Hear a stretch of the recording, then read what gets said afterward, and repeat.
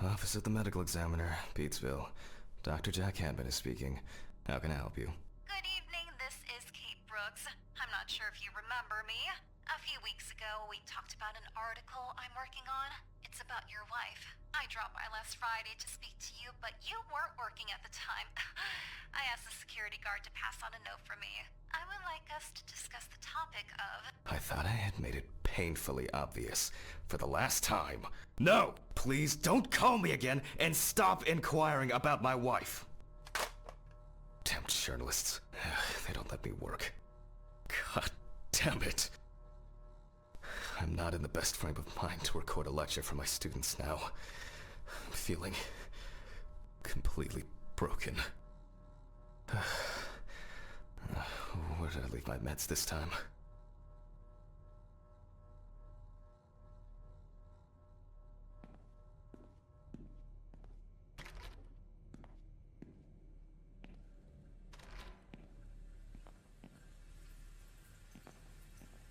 Okay, time to pull myself together. And get back to work. I need to set up the camera first.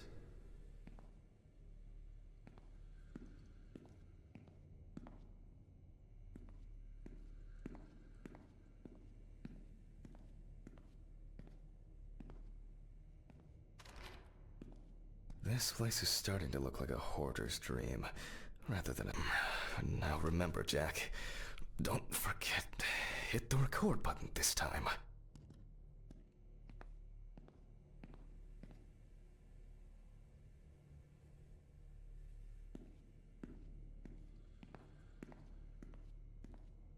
But the word is, the lab will be open tomorrow.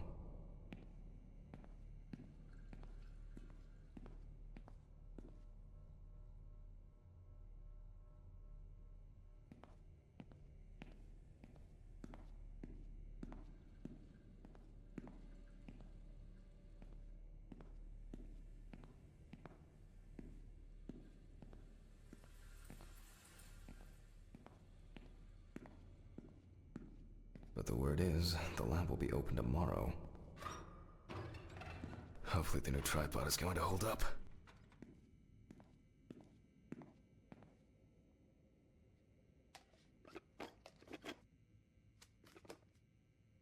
Neueste Modell. Now, I just have to get everything in frame.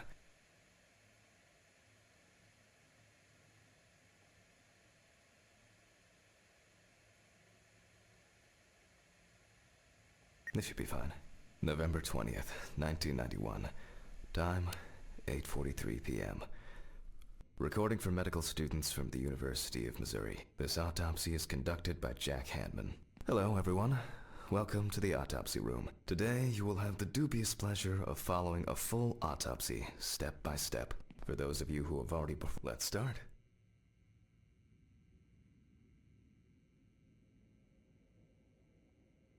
Always wear an apron, mask, and gloves. Goggles are a must when the job is splashy. And in case of sharp accidents, it's worth having disinfectants at hand. It's true that you won't get ptomaine poisoning straight away, but if your liver or kidney aren't doing well, you may end up with diarrhea.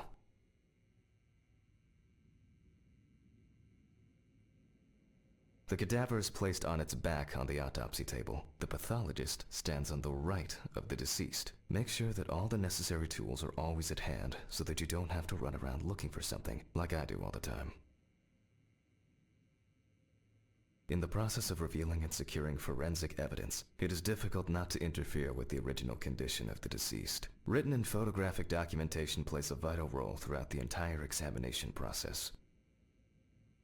During your research, be patient, inquisitive, but above all, attentive to detail. Many entries are visible at first glance, but sometimes they can be cover for more interesting stories. And lastly, remember that nothing teaches you self-narration like working with the dead. So get used to that fact soon. Everyone will think you're talking to yourself. Now, onto the police folder. That will contain all sorts of pertinent information as to who the deceased might be and what potentially happened to them. So, let's take a closer look, shall we?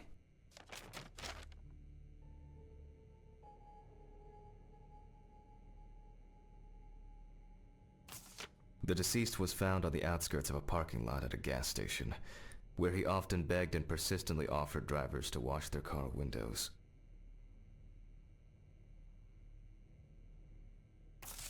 The body was noticed by a station employee during the morning shift. Initially, he thought that someone had thrown some boots and a coat in a nearby ditch. It took him a moment to recognize the pile of clothes as the body of a man.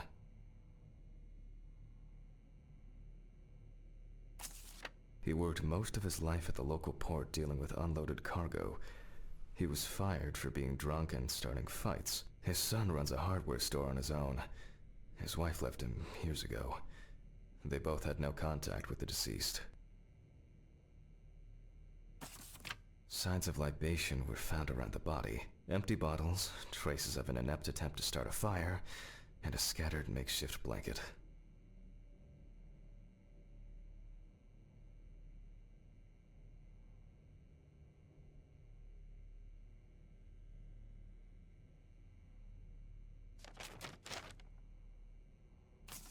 The deceased's name is Tobias Chambers, locally known as Old Toby. Homeless and unemployed for at least a couple of years.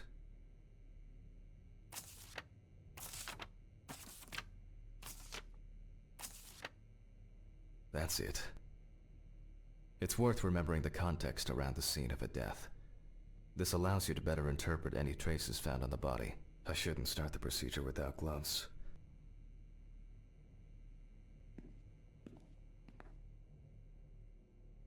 Now it's our turn to take some pictures for our files. If I can just remember where I left the camera. It's in here somewhere.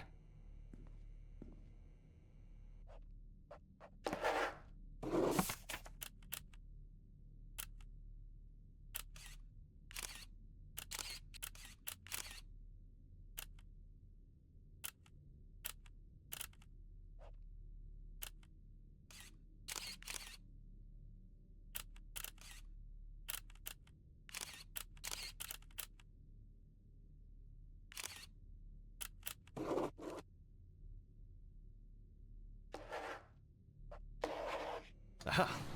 There you are. I knew it was here somewhere.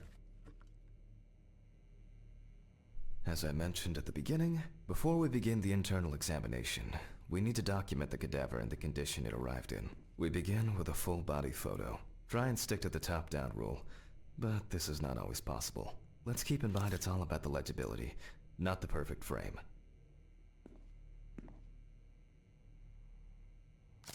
Voila! Now we move on to the next step, looking for traces. Take your time. Look at the corpse from different sides, from different angles, up close, and from a distance. You're looking for anything out of the ordinary.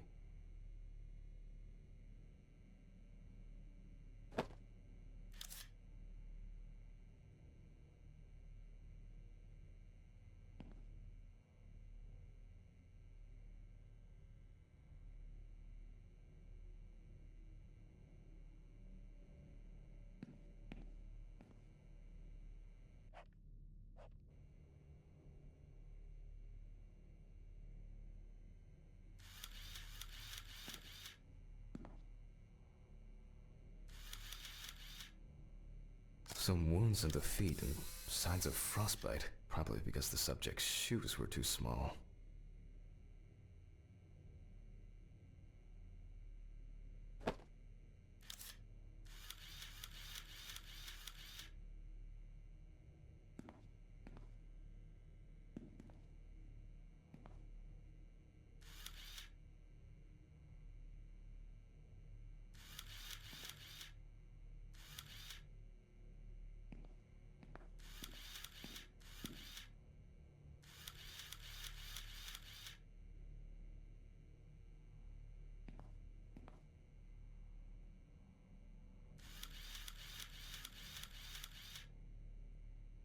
That's something interesting. It will be necessary to check whether this injury was severe enough to cause damage to the brain.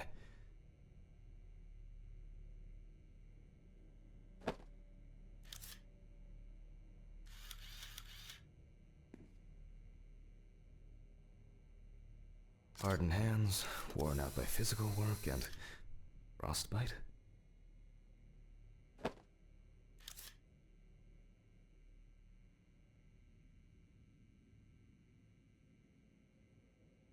Another one.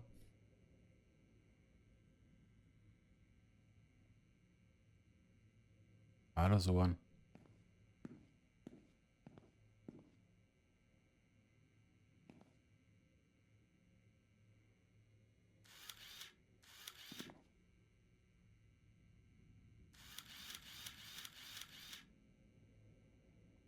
The boiler-healed wound. Looks old. I'll take a closer look later. In a moment, we will check which of our initial observations will be worthy of further consideration. But before we get to that, I need to write down some basic data.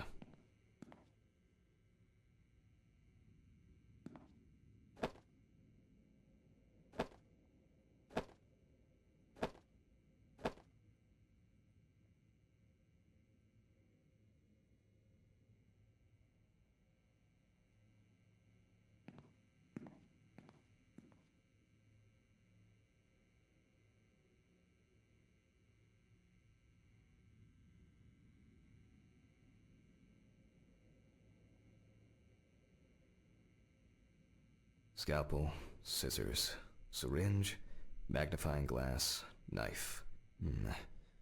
I guess I forgot to clean the knife.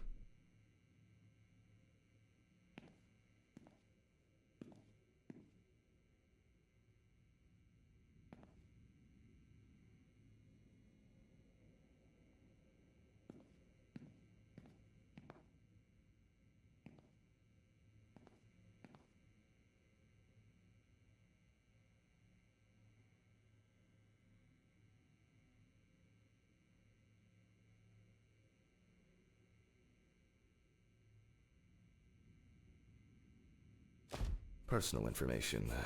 The deceased was unclothed. Date. Okay.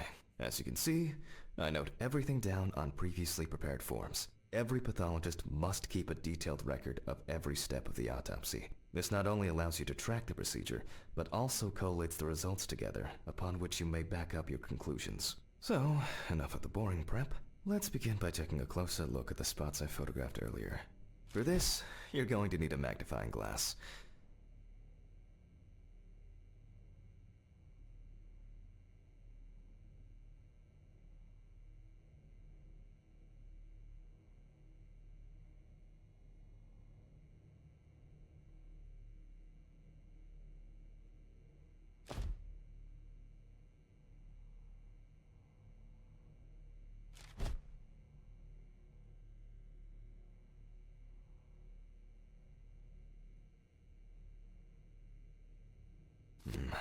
Which spot first? I can confirm the presence of ecchymosis on the deceased man's head. The appearance indicates the intravital nature of the wound. Add alcohol, Ja. which I can clearly smell. And this was an accident just waiting to happen. Autopsy Simulator.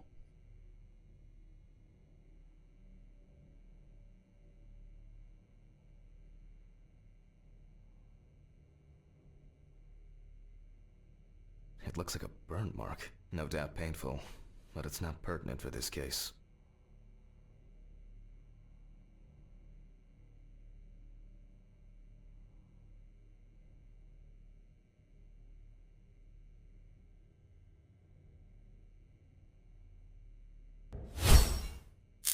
Definitely a painful mix of frostbite, abrasions, and blisters. Old Toby had been wearing shoes too small for him for a very long time. That's if he wore any at all.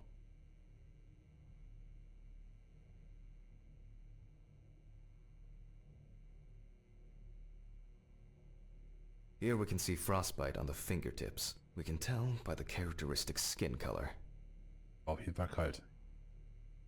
So far, there are a lot of superficial wounds, but only one serious injury to the head. Let's go back to our notes.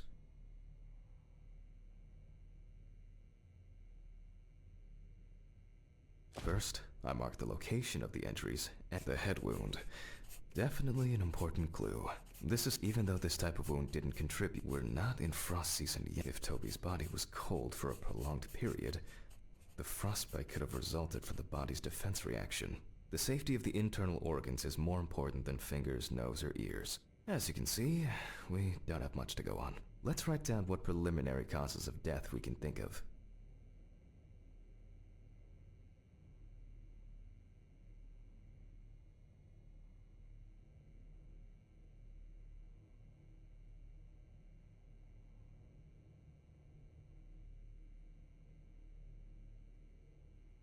Various types of accidents are a common cause of death among the homeless and the elderly. Perhaps old Toby slipped and accidentally hit his head. This is of no interest to us. Considering the conditions in which he slept, his body may have become hypothermic. The nights have been particularly nasty lately. We will check if there are any signs of freezing internally. Since the deceased clearly smelled of alcohol, I'll add alcohol poisoning to our list.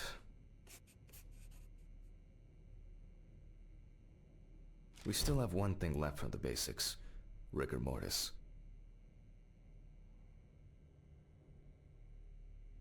Well, we take our deceased by the hand. Connected. Gradually we raise it.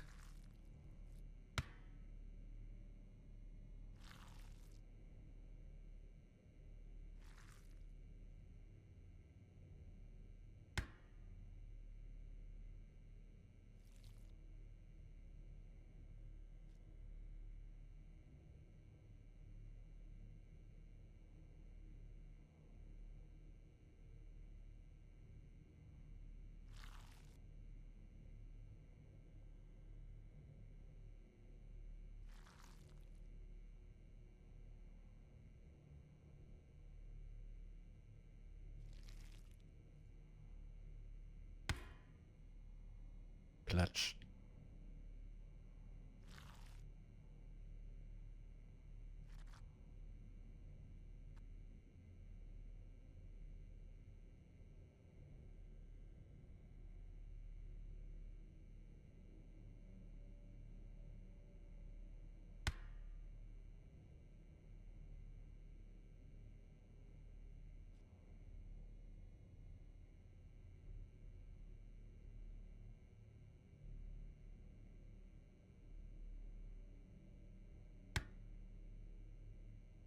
Well.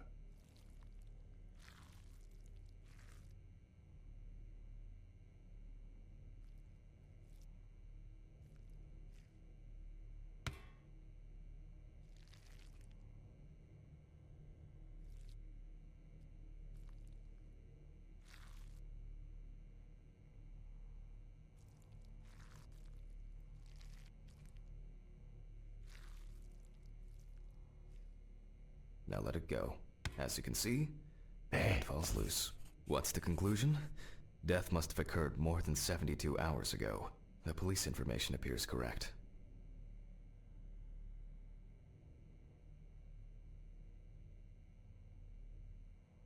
Head trauma seems the most promising, so we'll start there. For this, I need an oscillating saw.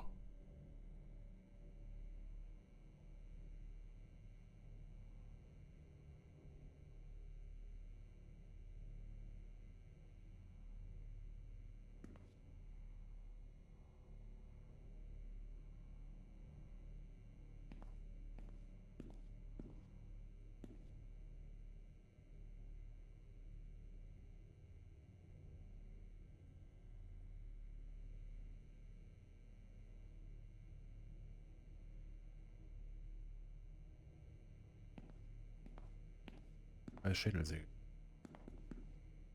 Scalpel, scissors, syringe, magnifying glass, knife. I guess I forgot to clean the knife.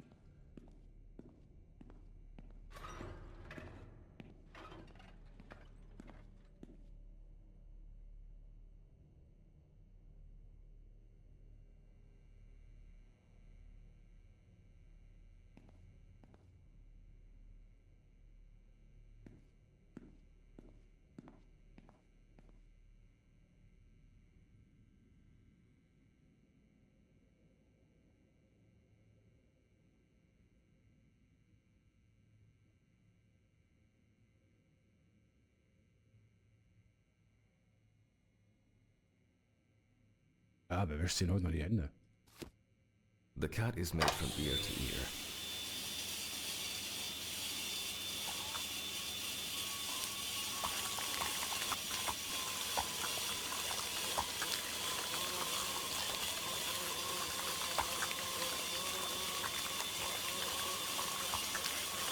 After which, we remove the skin and the top of the skull.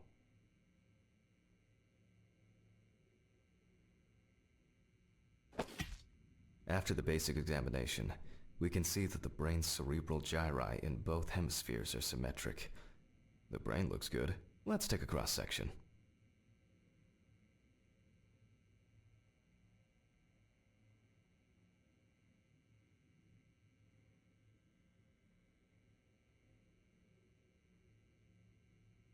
Some pathologists prefer to examine organs without removing them. However, for me, it's much more convenient to examine them on a board, which we'll do now.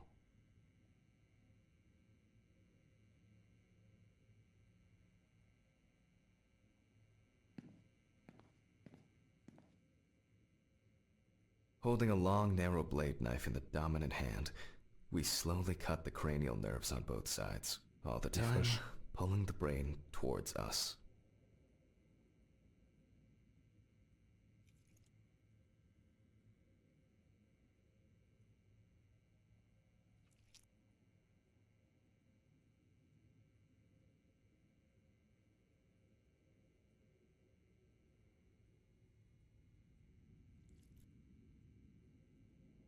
So far, so good. The hematoma seems to have had no effect on the brain.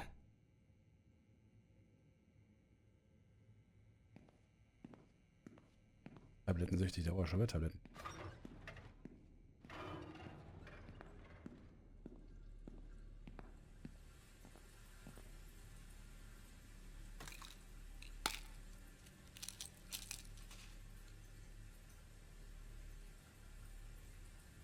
I've already taken my pills. Not looking to overdose.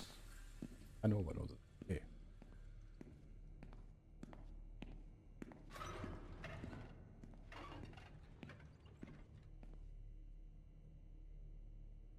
We can rule the fatal accident out as well.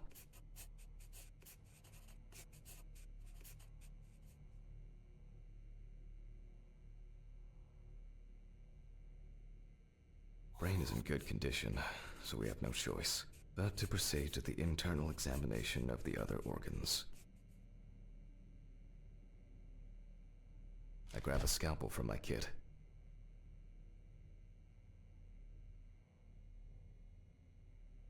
The incision should be in the shape of a letter Y.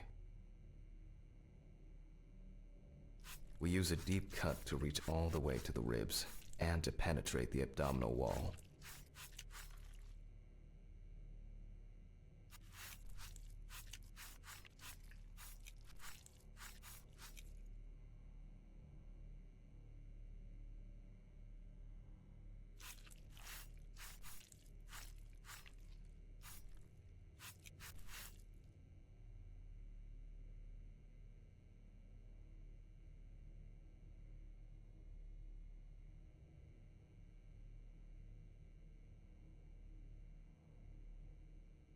Alter, wie...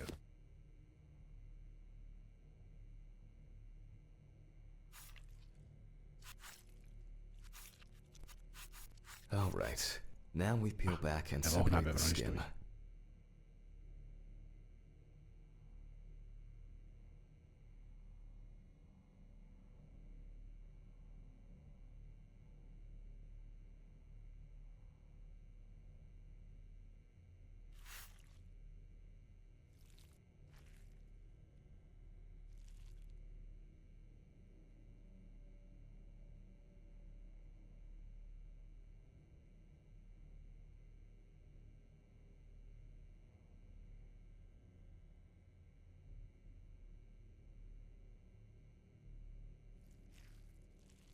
Now, we need to remove the ribs. We'll need the loppers for this.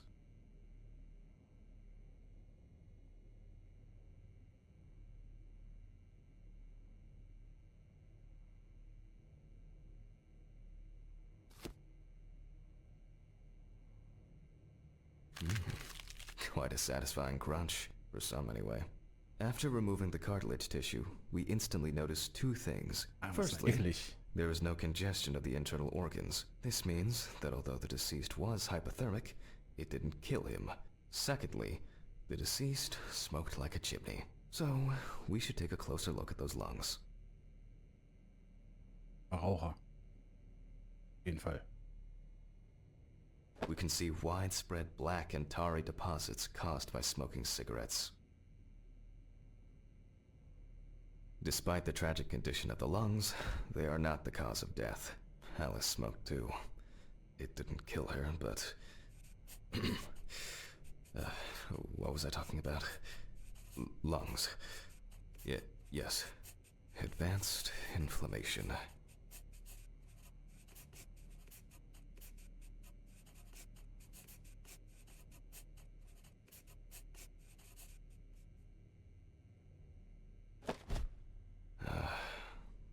What now? The syringe. Now's a good time to collect some samples. Da ist noch Blut drin? Specifically 3. From the eye, the heart, and the bladder. Vitreous humor analysis is very useful in indicating long-term alcohol abuse. 5 milliliters from the left ventricle should do it. Now from the bladder, we draw about 10 milliliters of fluid. Now we take our samples to the centrifuge. But before I do that, I need to find my notebook. My dyscalculia means that I always double-check the settings. Please excuse me while I run and fetch it.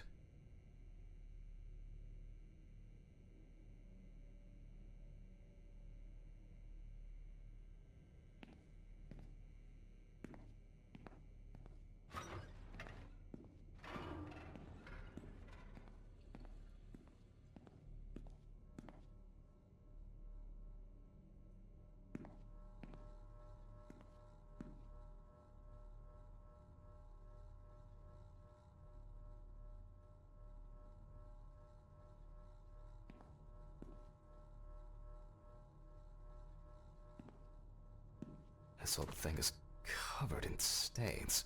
I should check this out under the microscope sometime.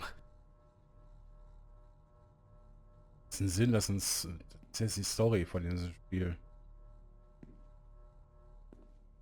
Ja, spielt heute ist er das erste Mal, keine Ahnung.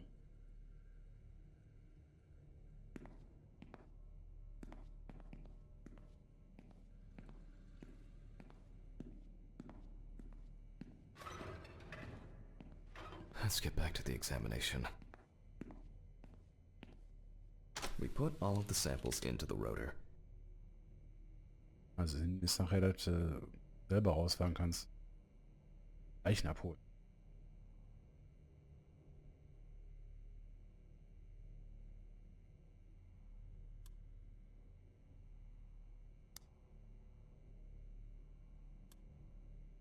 Now, we set the appropriate time and speed.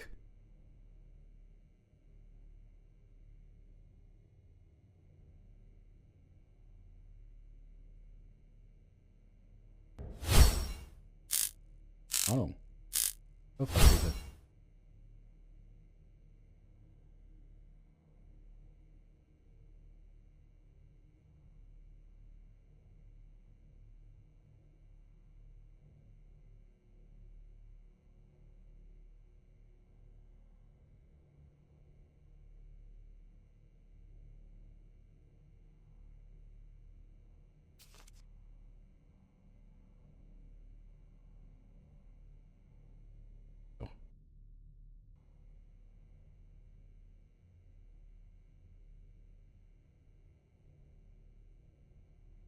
Okay, let's roll.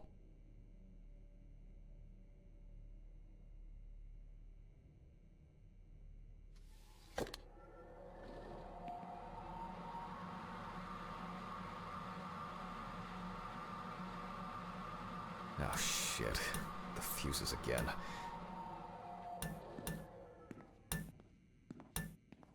Where were we?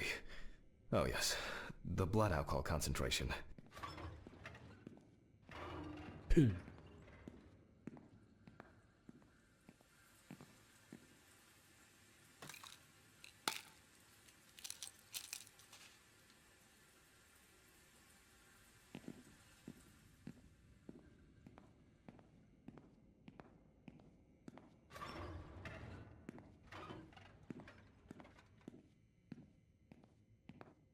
let's see what we've got here.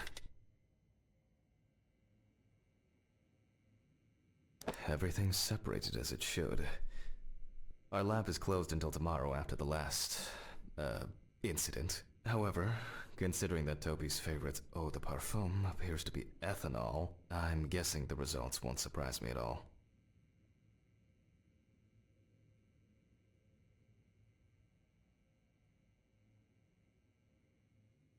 Der hat auch so ein kleines Alkoholproblem. Let's go further. We will now focus on the cardiovascular system, specifically the heart. Ein leichtes. We remove the organ and examine it closely. We look for dark hypoxic areas, clots, or other elements that stand out as abnormal. At first glance, the heart looks fine. The pulmonary trunk and aorta seem to be in good condition. There are no pathological changes that would have contributed to Toby's death. Now let's take a closer look at the stomach. Size is normal, healthy, and as expected, the stomach has no major external damage. So ein Wackeldackel. We must now cut it open and inspect inside. We will do it carefully so that its contents do not spill out. We open the stomach along the greater curvature, from the heart to the pyloric end.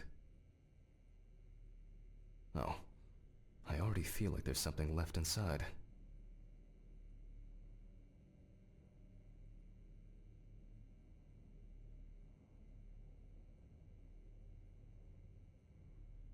Okay, large amount of gas, small amounts of yellow, grayish food content, resembling some kind of meat. Either our deceased hadn't eaten in days, or the bulk of his stomach had already found a way out. Looks like I'll have to find the missing contents. There are two ways here. One is obvious, and the other is... It couldn't have been suffocation, could it? I'll add this to the list and move on to the deceased's neck.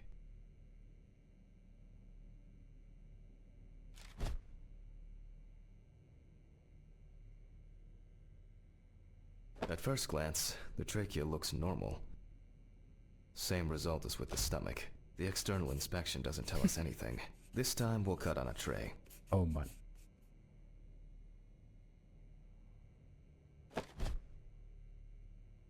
While cutting such a small organ as the trachea, we must make a precise incision.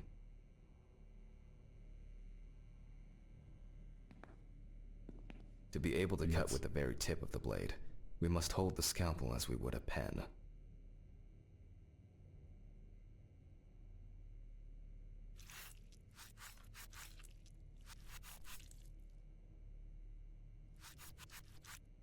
And after careful examination and deduction, we've got it. A clogged trachea. It's time to summarize the whole thing.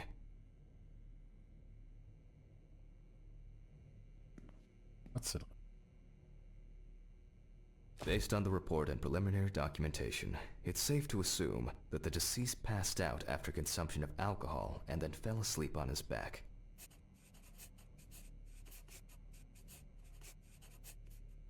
Then, the gastric contents refluxed and flooded the airways, causing death.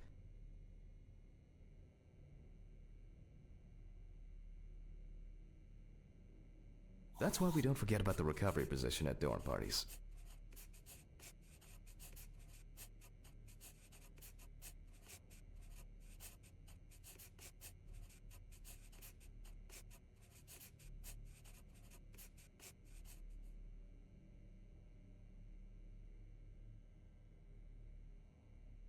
Oh, ich würde sagen... And now it's all clear. Unfall. The death was suffocation. Now, signature. The mystery is solved. But for us, this is not the end. First, the dead body needs to be cleaned up.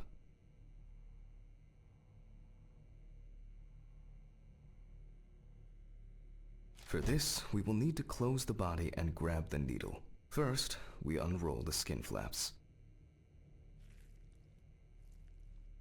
Zuklappen und fertig, And oder was? then we sew the deceased back up. I'm Zunähen. using the baseball stitch technique. This stitching method is very strong and quick to do.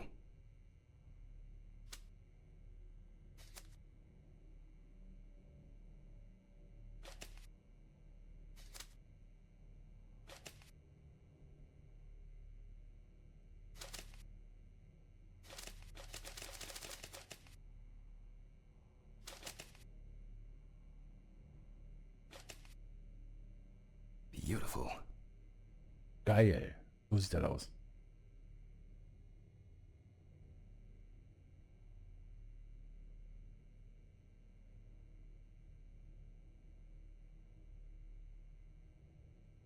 Now we say goodbye to the deceased and put them safely in the fridge, ready for the next stage of their journey.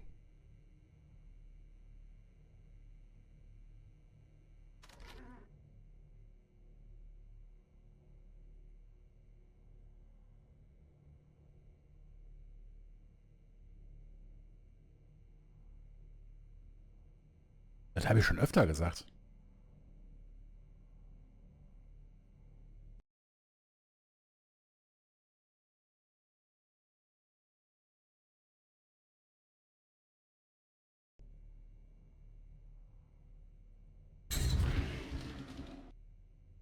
God, I'm tired.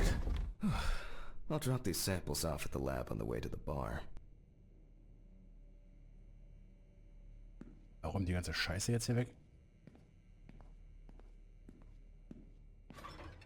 I'll call Steven. I don't feel like drinking alone today. Ey, ich wollte gerade mal eine Pille nehmen.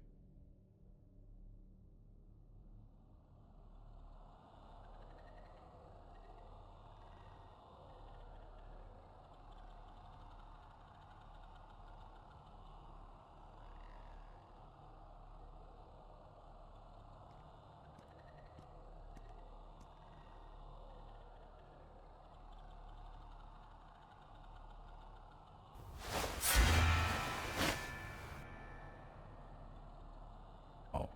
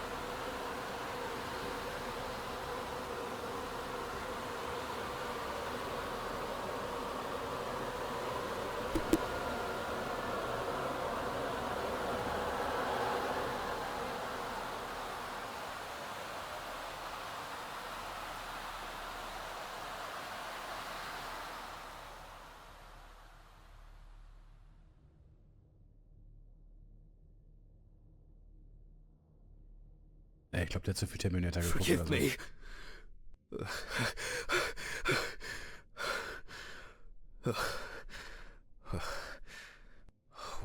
What? Oh, wow. Eines Zimmer.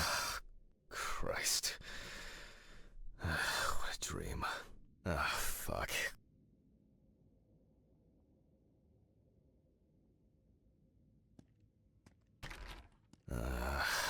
So much light everywhere. A pill a day keeps the defective jack away. It's a shame these won't help with my hangover.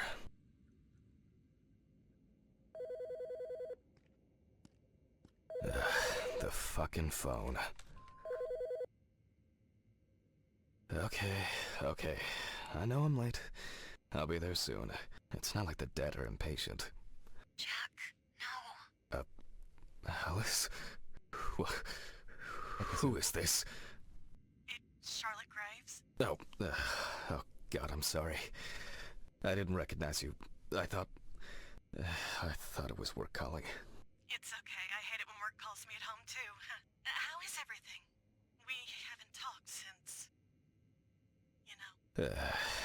Well, there are good days, and there are bad days. What can I say? At least I can hide away at work. Well, you always were the most comfortable in the dissecting room. Listen, I have an unusual request. Okay, how can I help? It's nothing serious. I just wanted to ask. Do you have any pictures of Alice? Maybe one where the two of us are together? I'd love to have something. Was denn da passieren?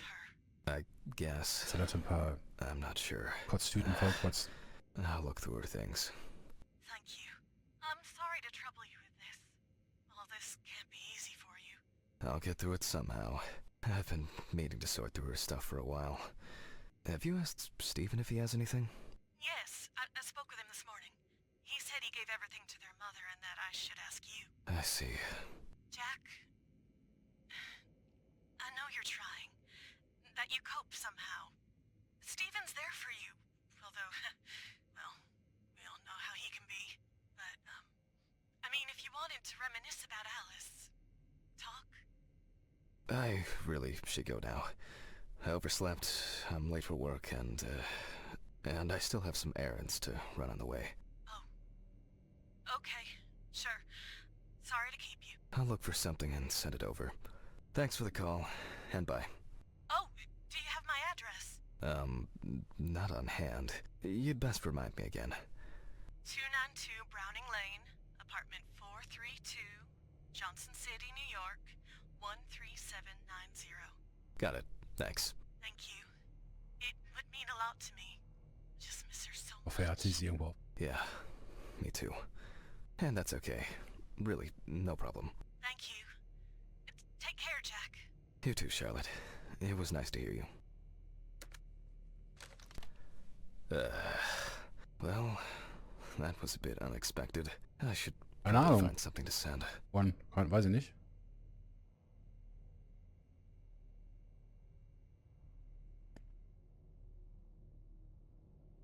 Und was?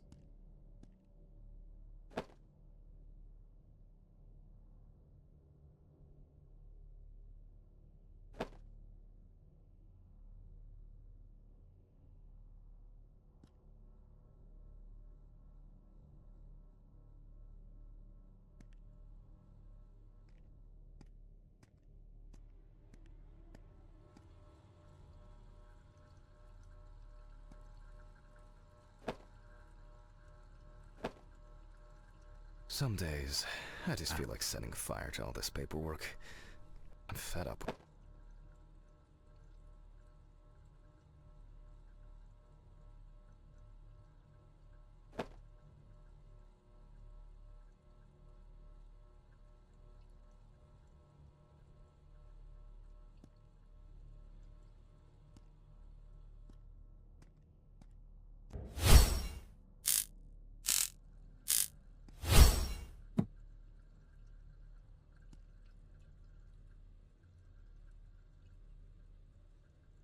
Scheiß die Wand da.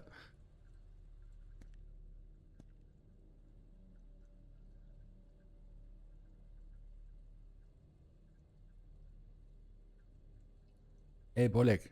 Ja?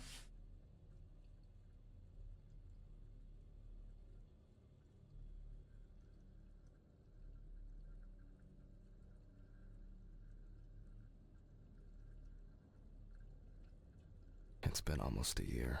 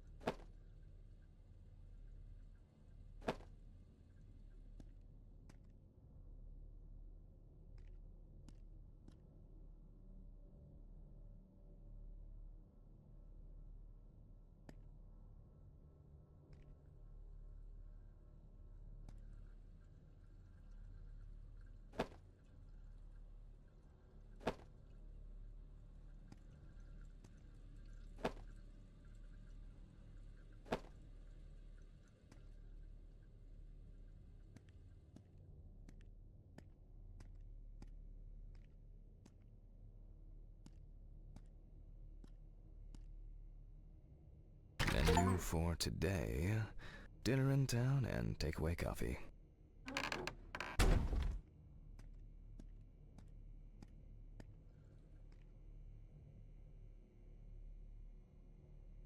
I think I'll take a piss at work. At least their toilets will have been cleaned.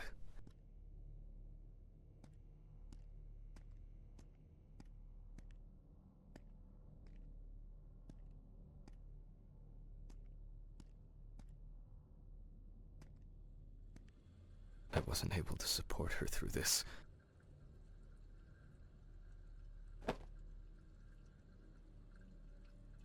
It's always good to have something for a rainy day.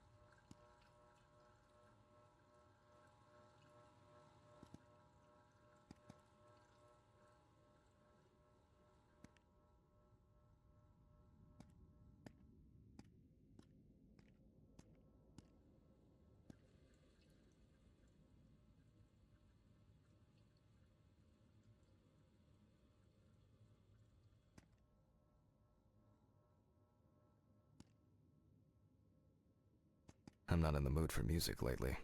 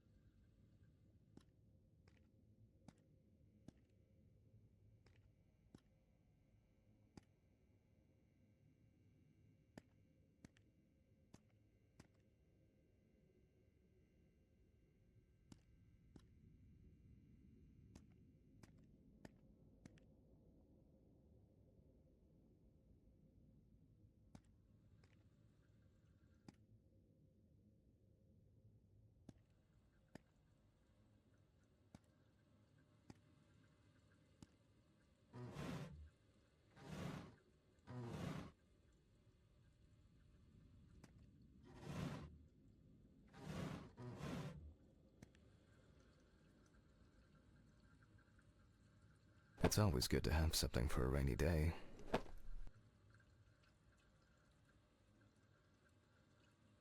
It was a miracle that the coffee didn't wash off the writing. And that she said yes.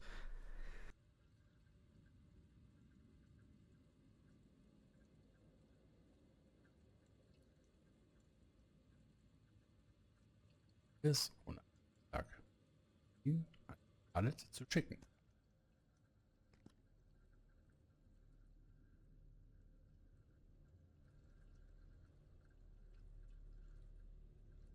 Alles, aber kein Umschlag. It hurts too much to look at these, but I can't throw them away. Alice didn't like this portrait.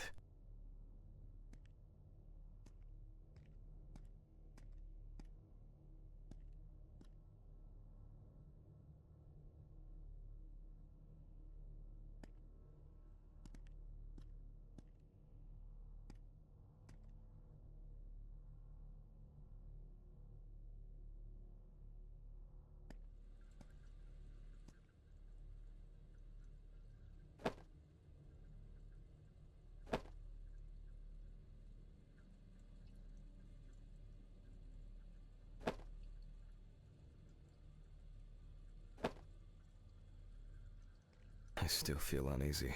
At this time, Alice would probably be sitting here reading a book.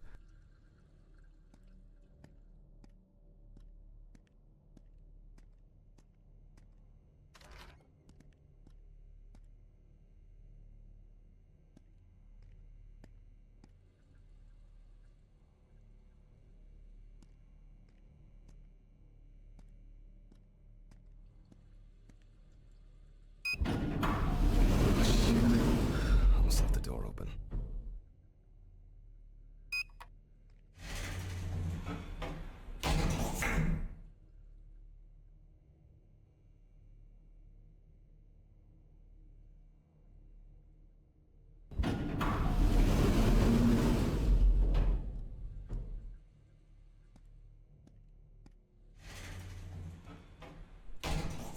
correspondence consisting of bills, advertising leaflets, and pious reminders about the upcoming end of the world.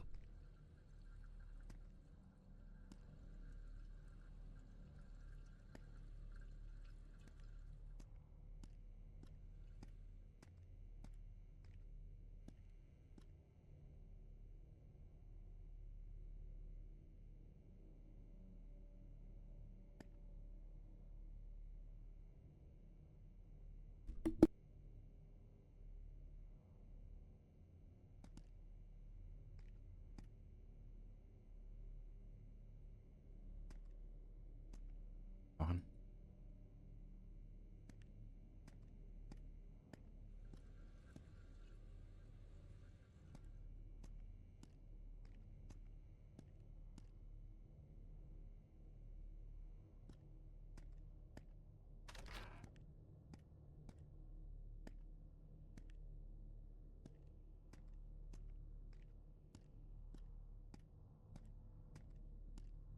Wer seid?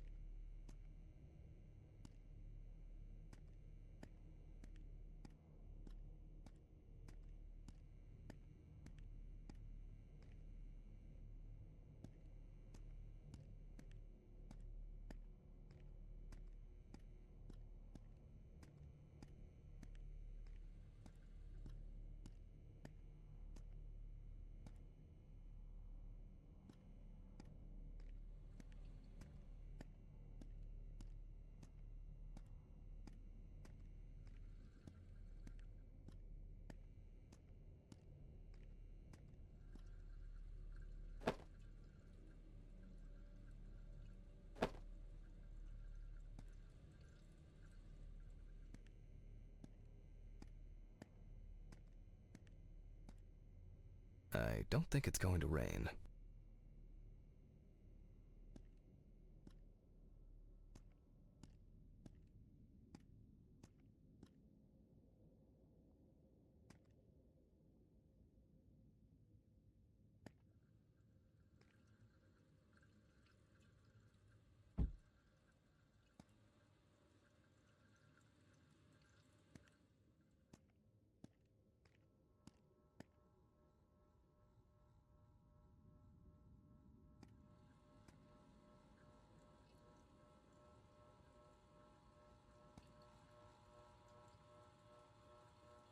Ja, oder?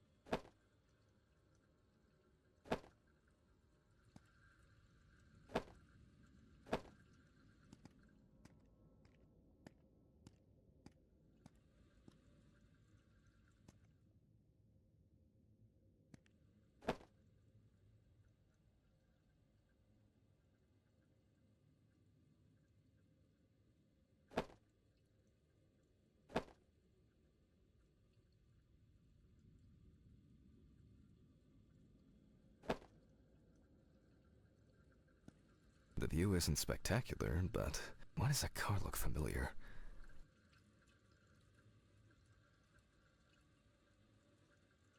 Hallo Chris.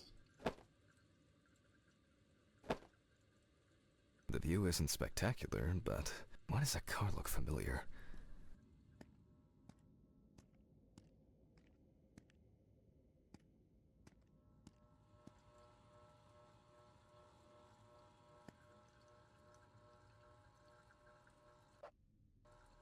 Bin auf uns.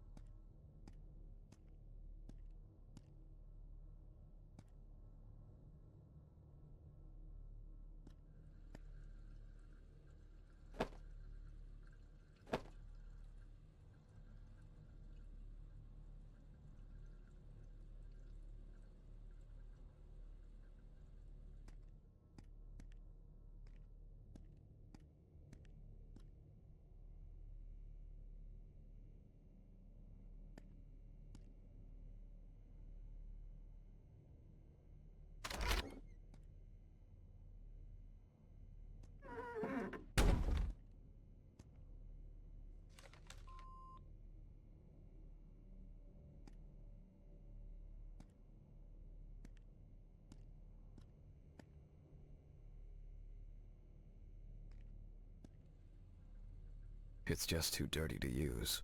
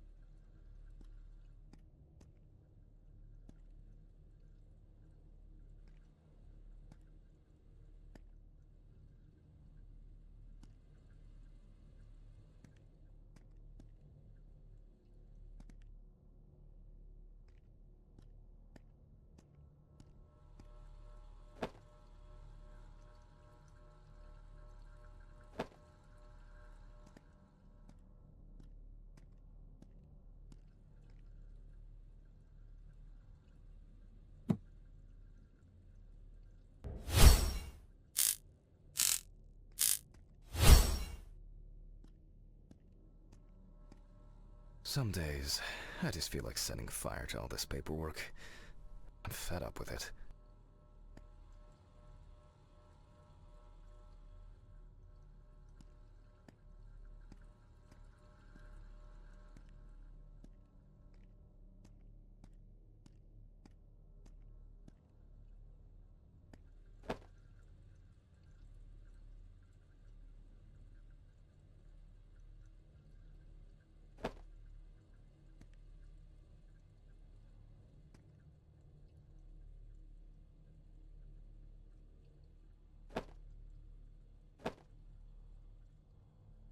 Ah, ist ja auch ein Foto von Alice und ein Umschlag?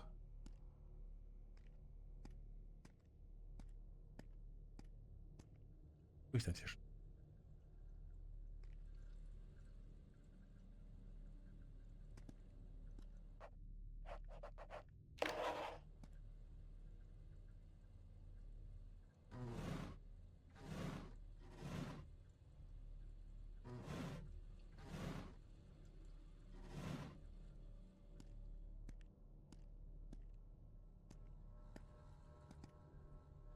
Keine Ahnung, ob das verpackt ist oder was.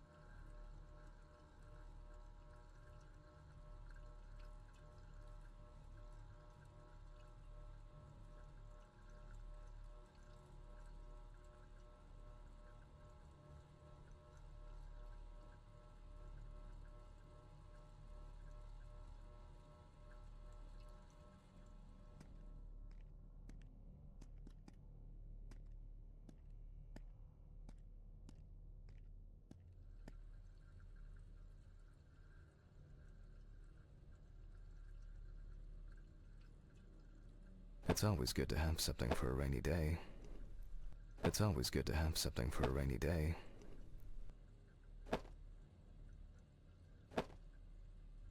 Till death do us part. She got it for her first day of work, and she broke it the same day. She said it was for luck.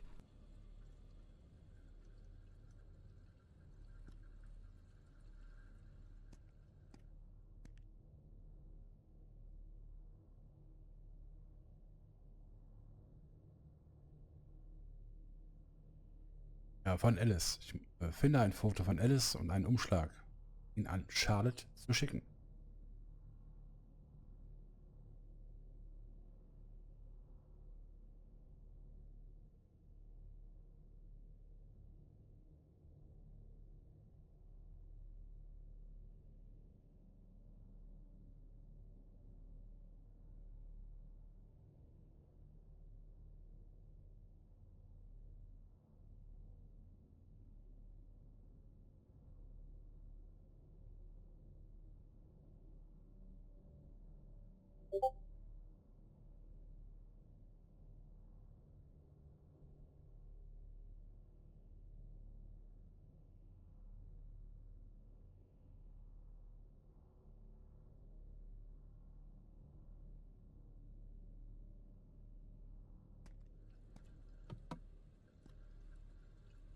Alice and Charlotte in Amsterdam.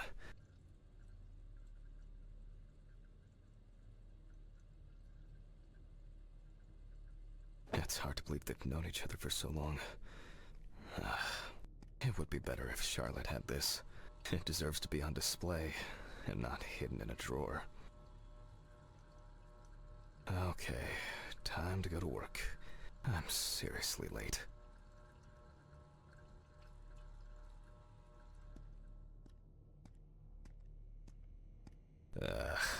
I should grab some coffee and aspirin on the way.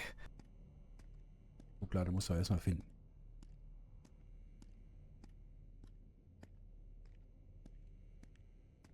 These fluorescent tubes are brutal.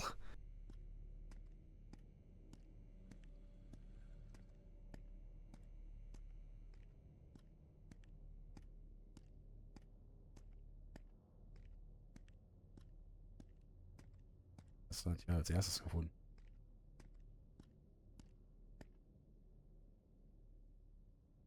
I hope this helps, Charlotte.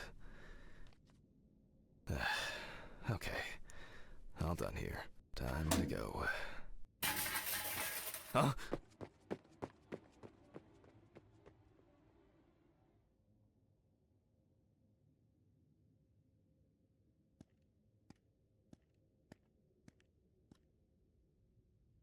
Damn. I forgot my jacket. Ah, well. I'll brave it for tonight. Too bad.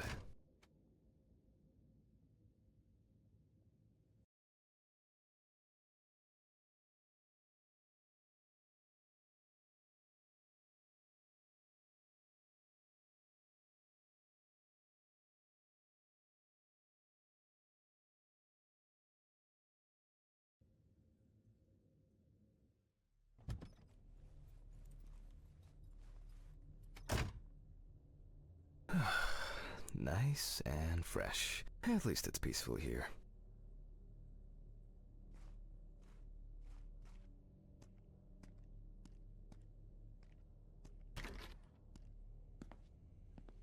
Good evening, Mr. Ridley. The timesheet handman. Some corpses have more personality than this guy.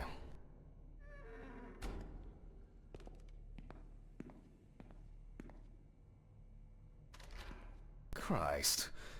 Who leaves the window open in the middle of November? So I'd better check the answering machine. Dark Panther. Hi, Jack. I dropped by a little early today. I left the body with Ridley in the corridor. He wasn't sitting in the locker then, so maybe he'll even throw him into the room. Well, how are you doing? I mean, it's your first birthday without her, and... This, Has to still have a hangover, and you know me, I run to the John like the neighbor's fucking dog. You know, today I slipped on his shit again. That fucking furball. He always has to shit next to my car. Anyway, I can't come over in the evening, but we'll catch up on the weekend, okay? Bye. I almost forgot. Charlotte called me this morning. She asked about you, so answer your calls, Jack. This time it's not a reprimand for being late. That's par for the course. I wonder when this clown will learn to look under his feet. Tiere deinen Muffin. Ah ja. Birthday. I actually forgot it was today. Alice baked maybe later. I'm still hungover, and it might tip me over the edge. A treat for later. I always crave something sweet after a section. Okay, joke's over. Apron, gloves, and get to work. Ab in den CC-Raum.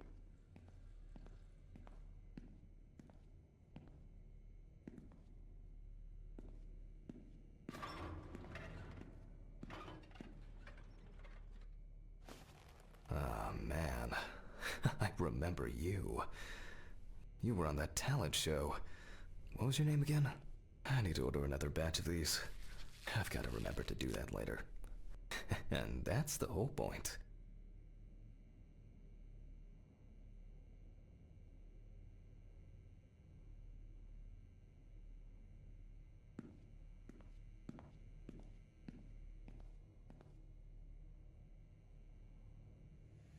Steven laughs at me for recording everything.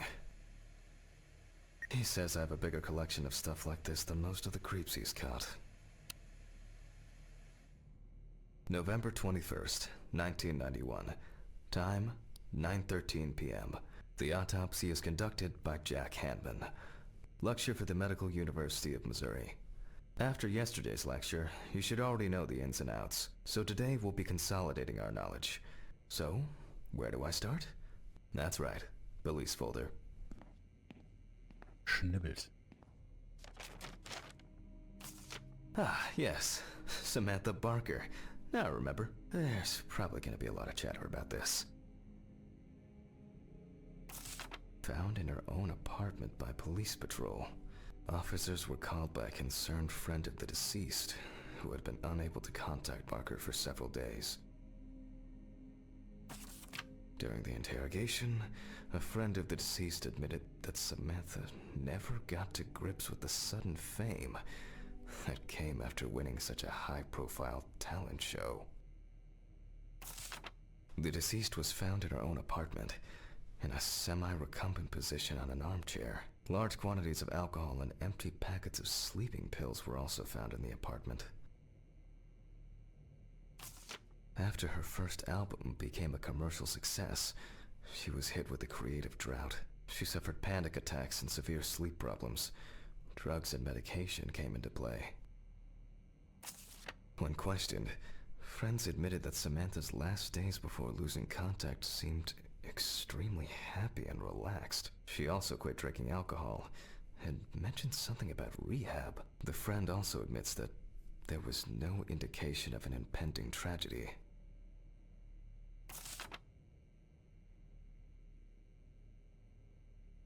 Well, let's see what settled this matter. As you can see, the body is fully clothed.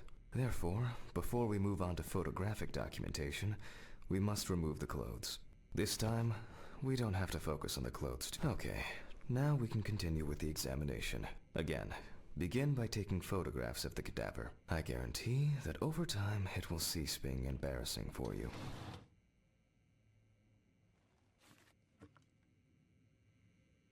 First, we photograph the whole body.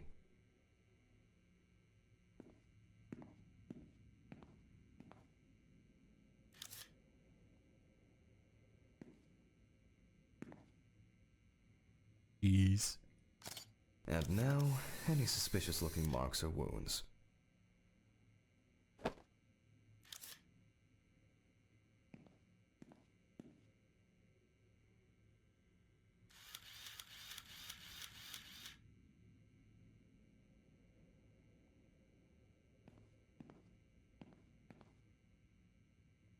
You don't get such bruises from a normal contusion.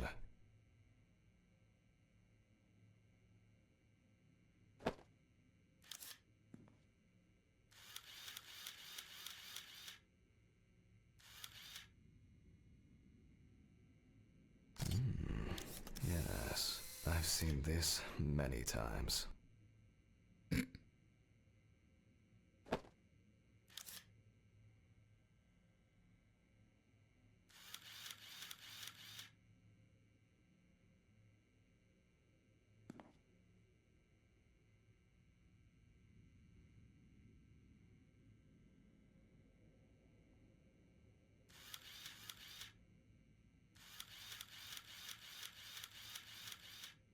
Interesting. Very uneven. We need to investigate this.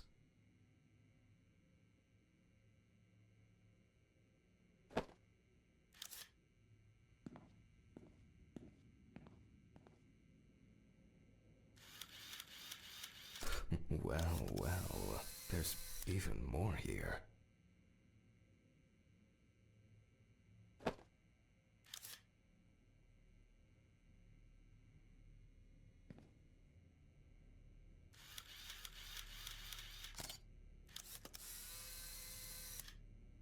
Photo Session.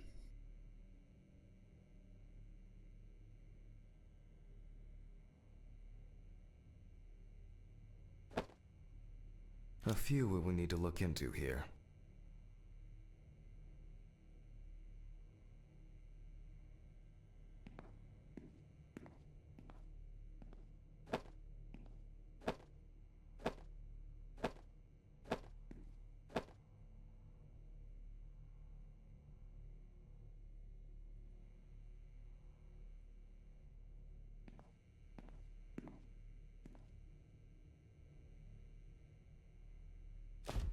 Notes prepared. Time to take a closer look.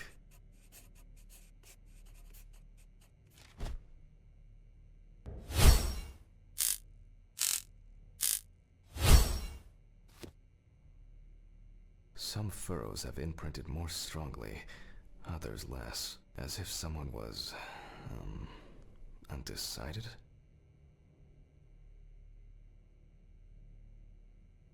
Such bruises are caused by either a very heavy blow or by some internal issues.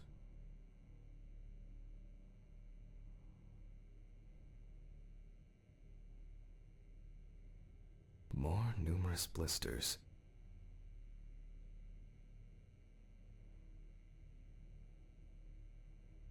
Stimmt mal aus wie von dem einen gerade.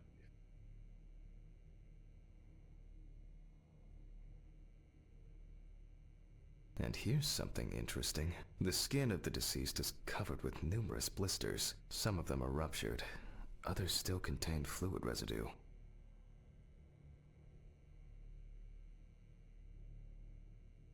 The number of bruises suggests that there may have been some kind of tussle. We have some leads to investigate here. Let's write this down.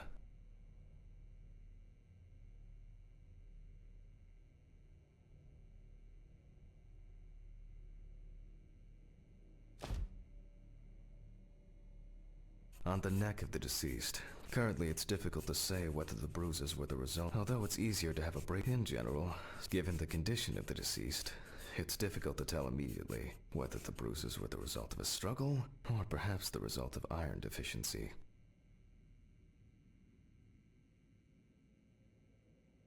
A severed spinal cord, trauma to the larynx, or trachea will verify whether the hanging was the final nail in Miss Barker's coffin.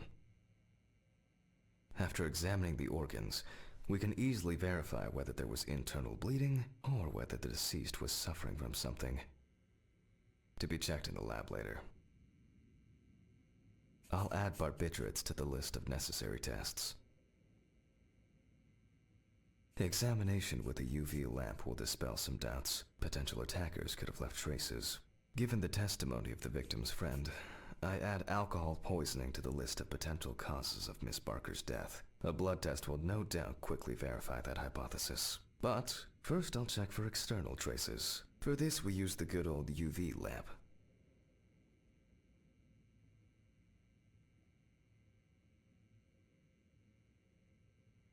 Was ist los, Martin? Wieso I? I look carefully at the whole body. UV rays will reveal any traces. The area around the head is empty. Torso. Empty, without marks. Right hand clean. Kann ich nicht. Vom Spiel so. Legs. There's nothing here.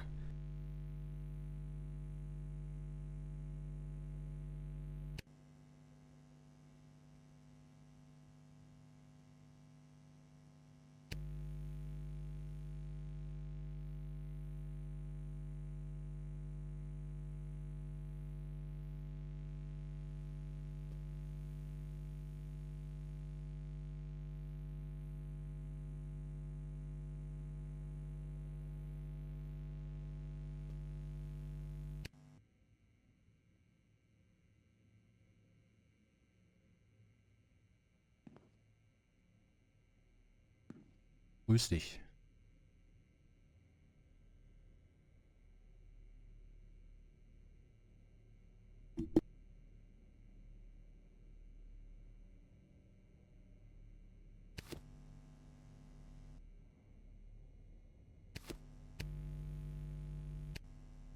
Lange soll ich... Ja. Ja.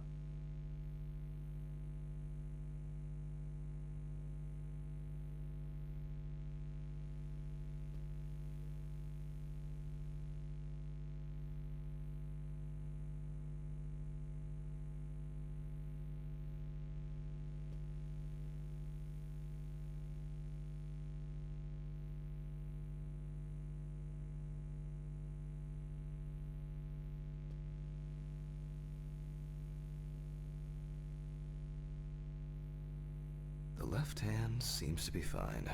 No marks. Ah, well, nothing to surprise us here. Now gently, we take the deceased by the hand.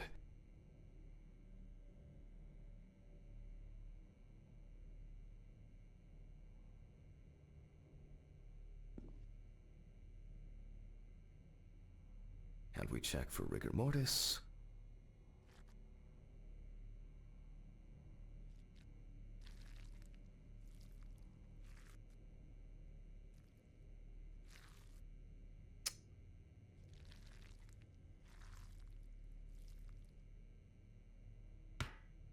Deutsch.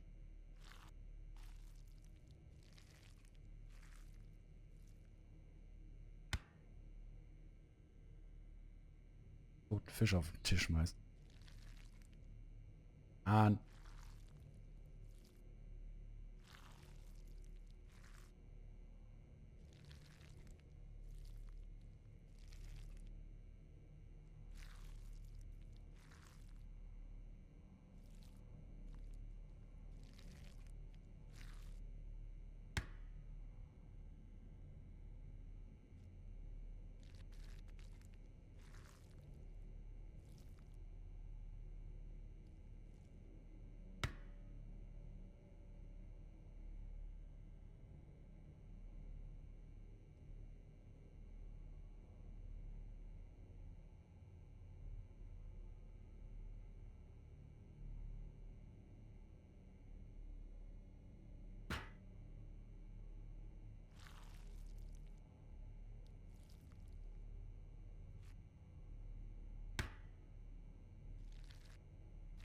Ja, hoch, Mann.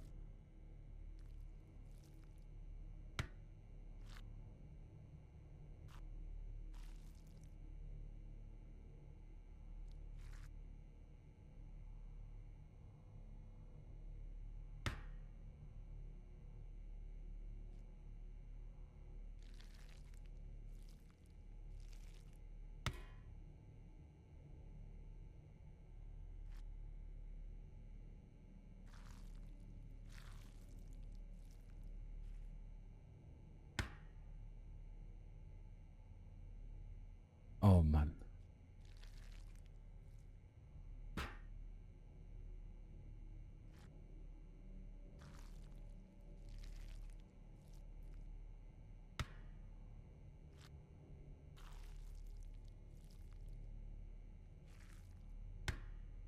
Ah.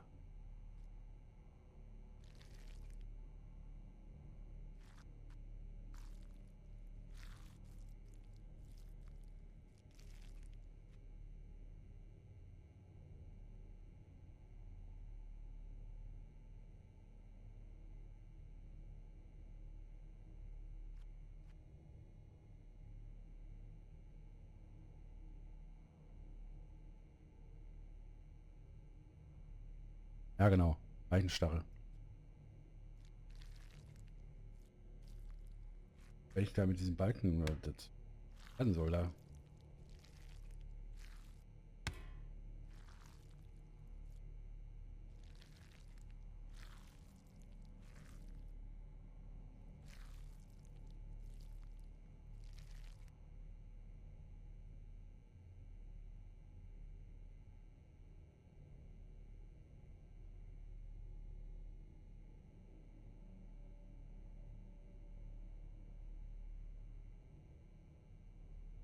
Again, the Gott hand sei falls freely. After yesterday, you should know what this means. Since we don't have a definitive lead, we will examine all the key organs one by one. So, I'm starting the internal inspection.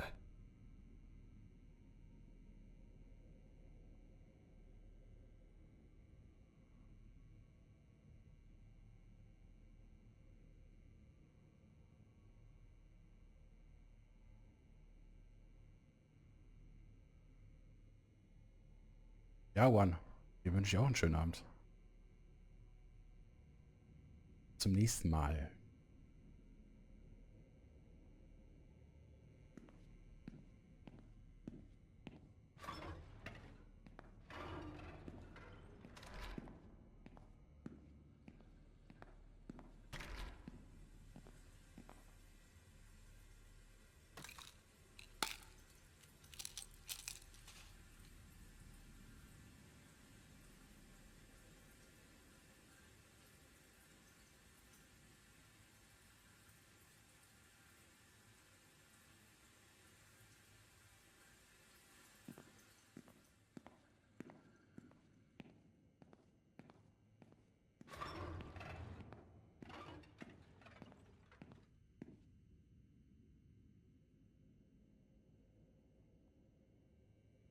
I dissect the skin of the deceased.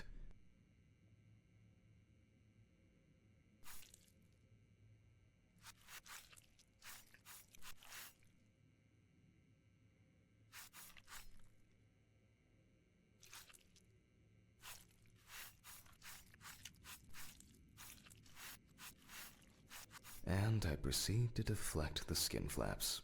Compared with yesterday's body, the deceased has only trace amounts of adipose tissue.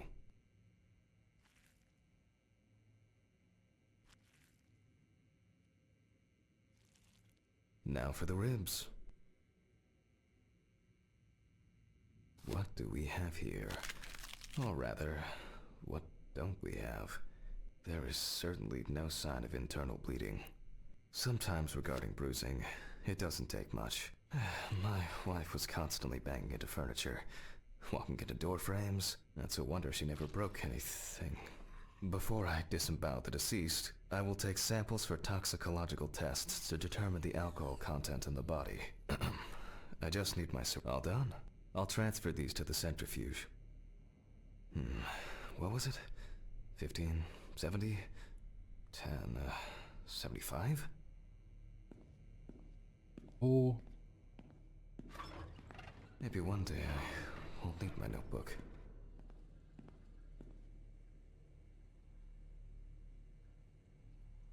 Danke. Numbers have never been my strong point. It's probably why I regularly forgot birthdays and anniversaries. I'm lucky Alice always forgave me.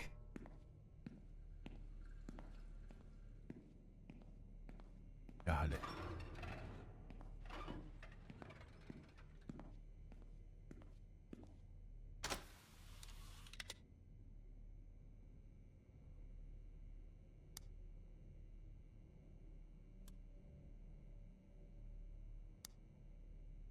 Gently does it with this old thing. Handle with kid gloves.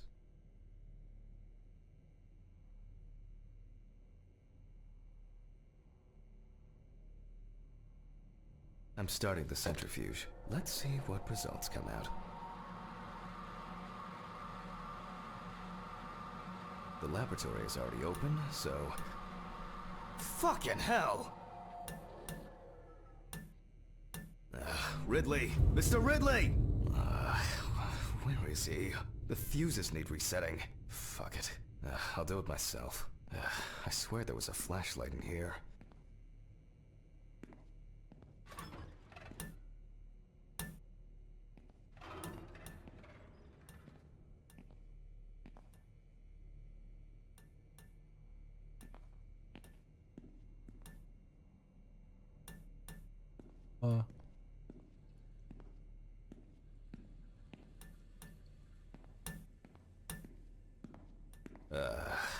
Whatever.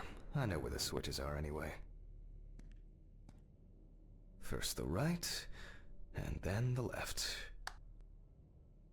Your other right, Jack.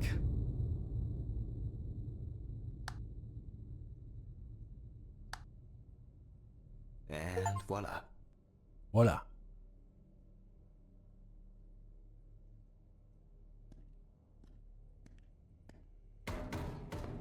What? Ooh.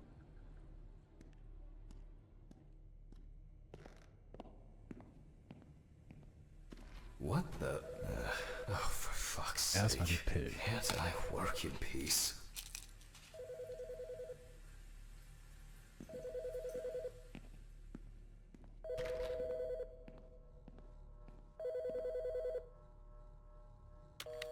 Jack Hanman speaking.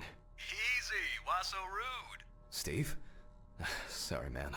This place is falling apart, and Ridley won't even lift a finger to help. You just can't work here. The centrifuge. You strip the fuses again? Yeah, eventually everything's gonna go up in smoke. Look on the bright side.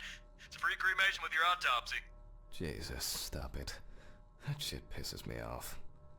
Okay, sorry, Jack. Anyway, I'm calling to ask how the autopsy's going.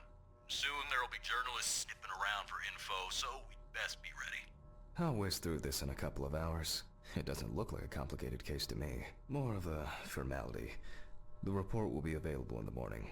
Sounds great. Thanks. Phew. How's your head? Well, my head seems better than yours.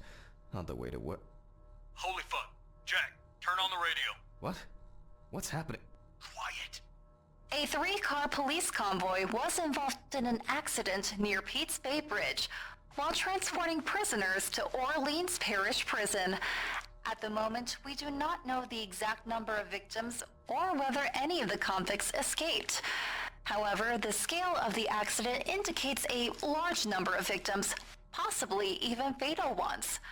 Police are on their way to investigate the incident and secure the area. We know that the injured prisoners are on death row. The police were to transport them to their execution, which was to take place tomorrow morning.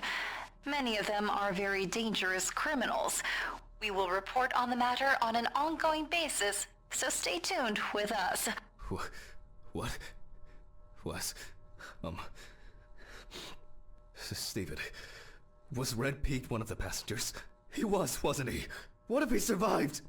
Jack, I have to go. They want me on site. What if he survived? I gotta go. Talk to you later, okay? Fuck. Calm down, Jack. Pills. I need my pills. You heard him, Jack. A serious accident. Oh, meine Pillen. Lots of victims. He's definitely dead.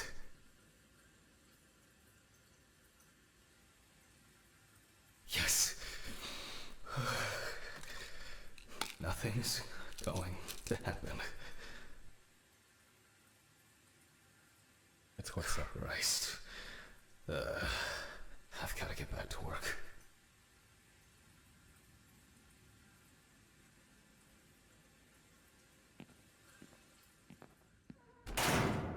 What?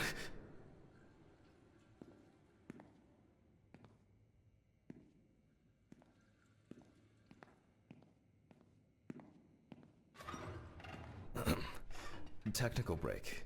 At least I know I can pursue a career as a janitor if I need to. My own, but fucking hell!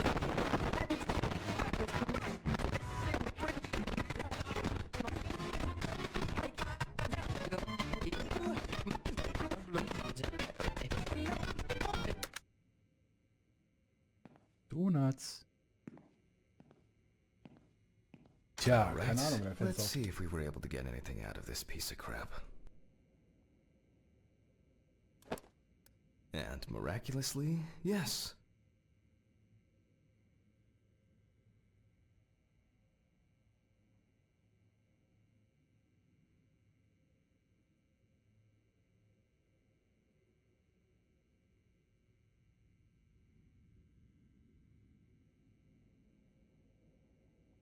Köpfchen.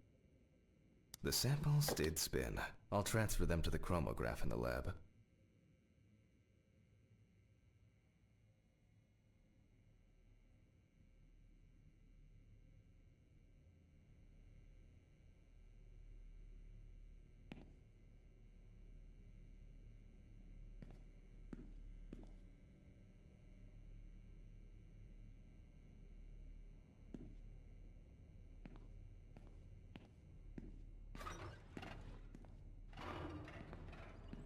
Alright, let's load this up. I placed the test tubes in the rack.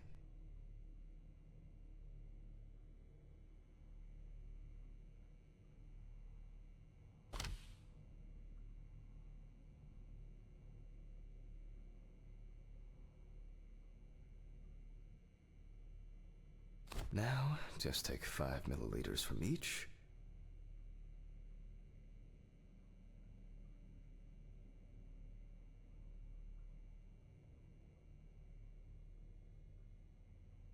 Precisely. Oh, oh, oh, oh.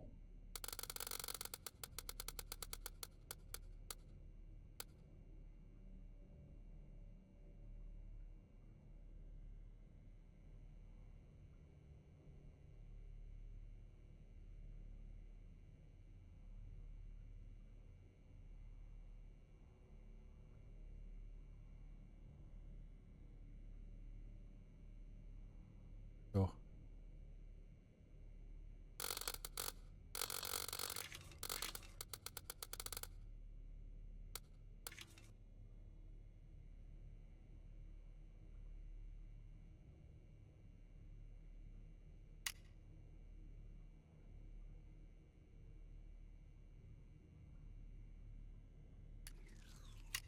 And the next.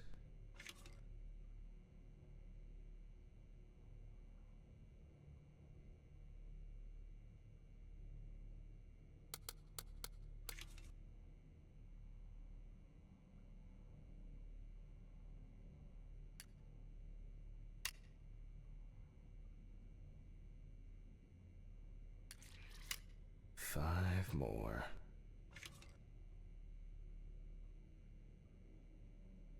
Fünfzig.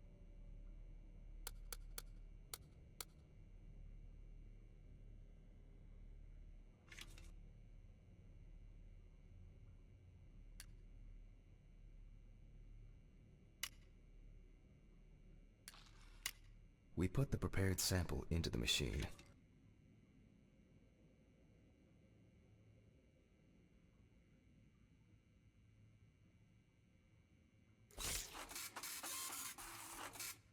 Let's see what we have here. The results indicate that the deceased did consume alcohol shortly before her death. However, this is not an amount that could cause poisoning leading to death. Just slight inebriation. Cannabis, Kokain, Amphetamin, alles dabei. I can return to the body and continue the rest of the examination.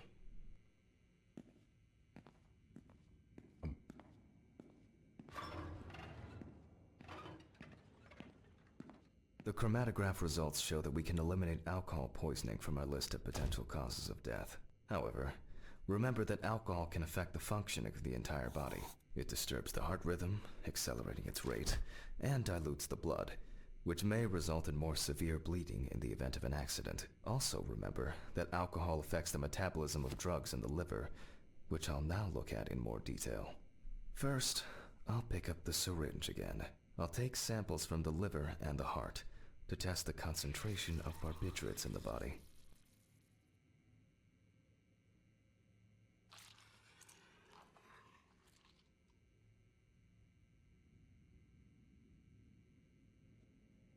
That's enough. I'll do the test later. I'd best not try my luck with the centrifuge right now. Now I remove the liver.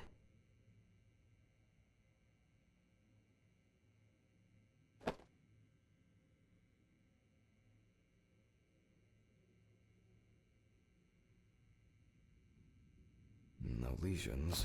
However, it is slightly enlarged. Perhaps it's a slight inflammation or drug-induced damage. It may also be the result of the deposition of substances from drugs. Let's check the weight of the organ.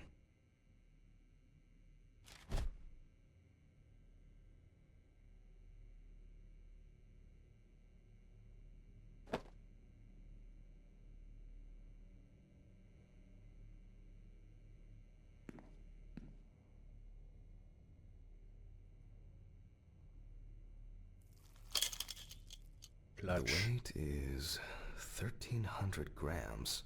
The liver is enlarged.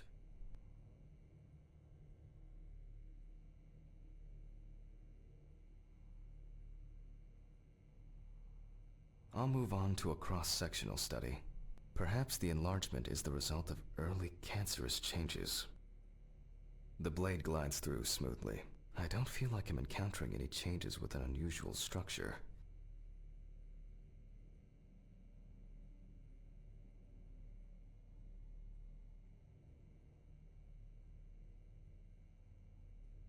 No steatosis or cirrhosis. The liver is actually quite clean inside.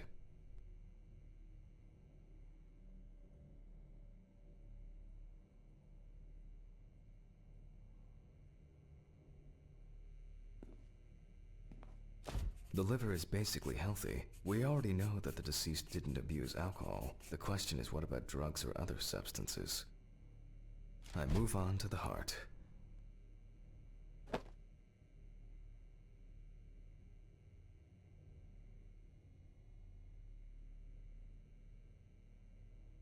Herzinfarkt.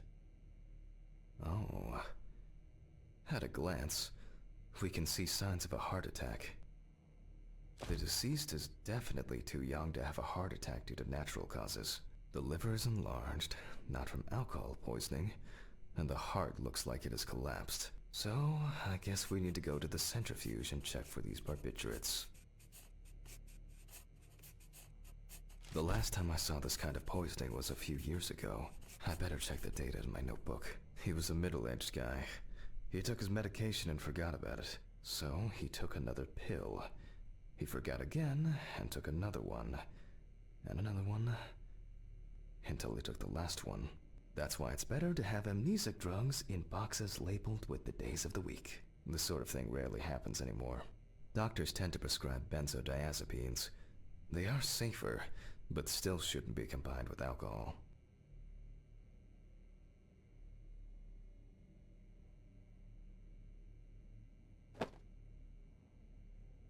Er war ein Hobby-Pathologe.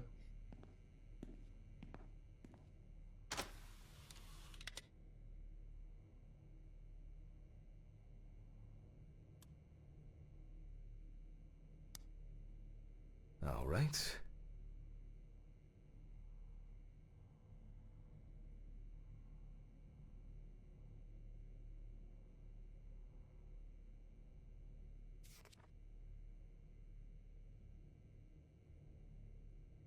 So.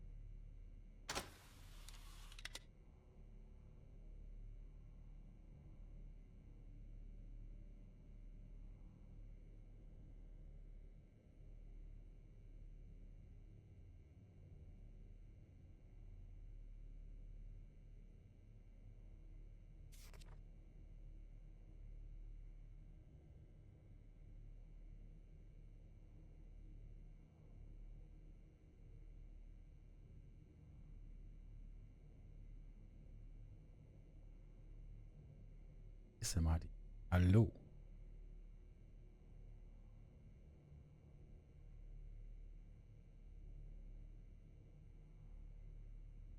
1570 habe ich doch.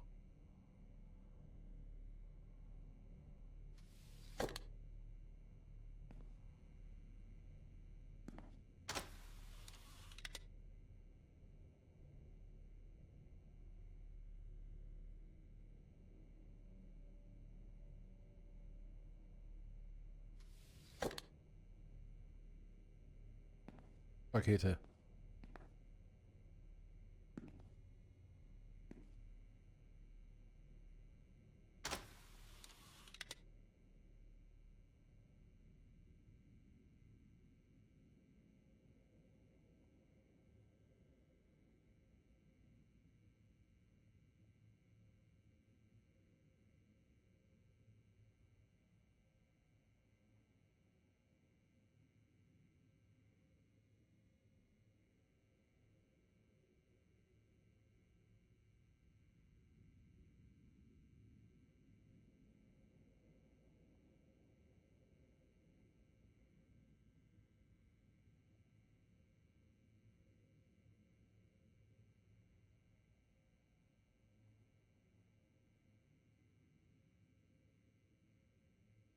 Junge, will das nicht.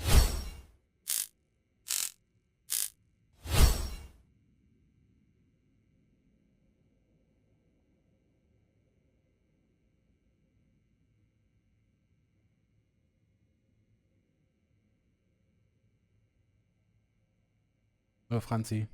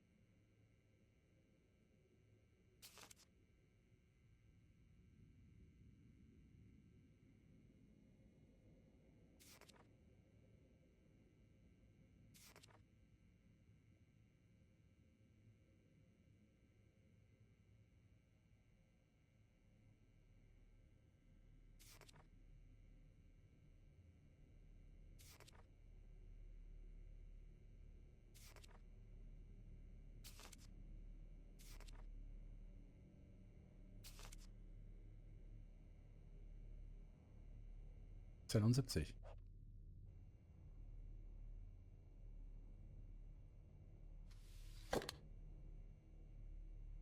Zähl ich.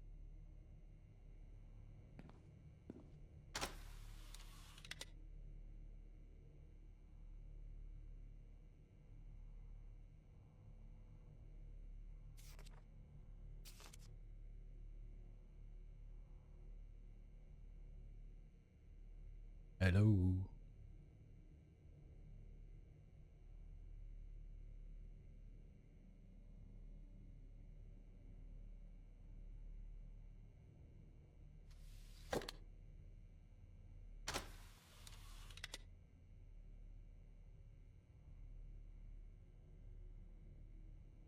We close the centrifuge and pray that it doesn't trip anything again.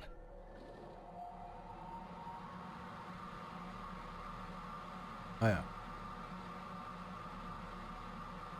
Scheiß mal. It looks like our luck is in.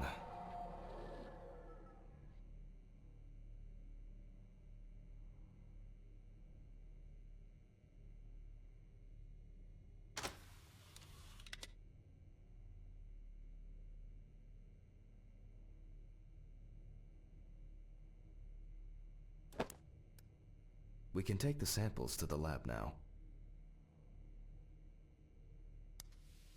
Bis jetzt, I wonder how she was able to get hold of these drugs. Oh. Ein Foto war ein bisschen schwer zu finden. Läuft eigentlich.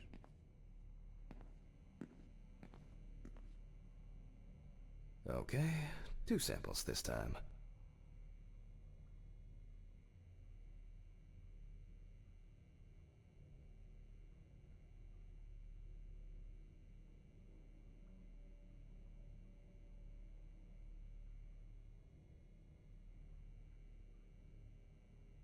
Masse verz... 6 milliliters each.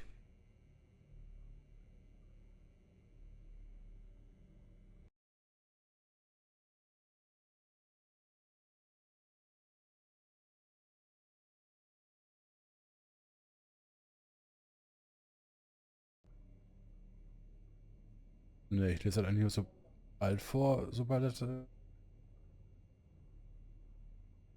Warum?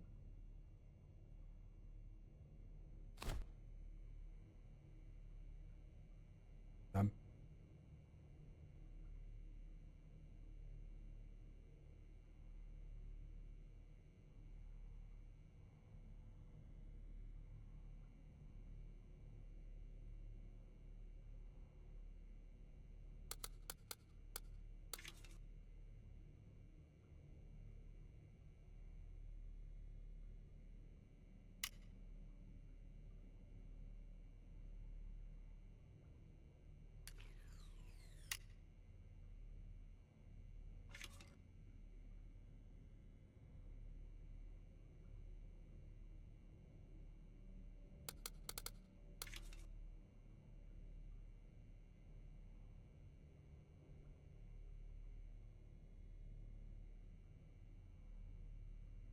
keine Ahnung, ob das ein richtiger Horror ist.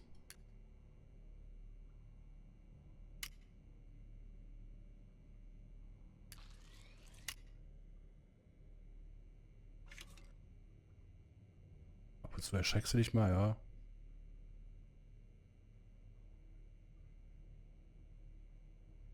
Well, let's see how much of it we find.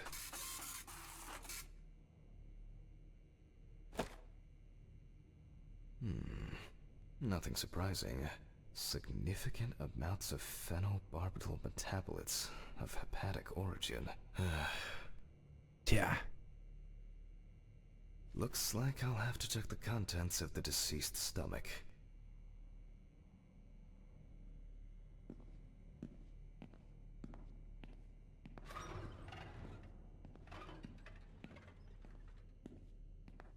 The tests showed that the collected blood contained enough barbiturates to cause cardiopulmonary collapse. The question now is whether it was an accident or a deliberate act. I'm proceeding to examine the stomach. Before extraction, I ligate the entire organ to prevent its contents from spilling out. Okay, I'm now cutting out the organ, which will move to the board for dissection.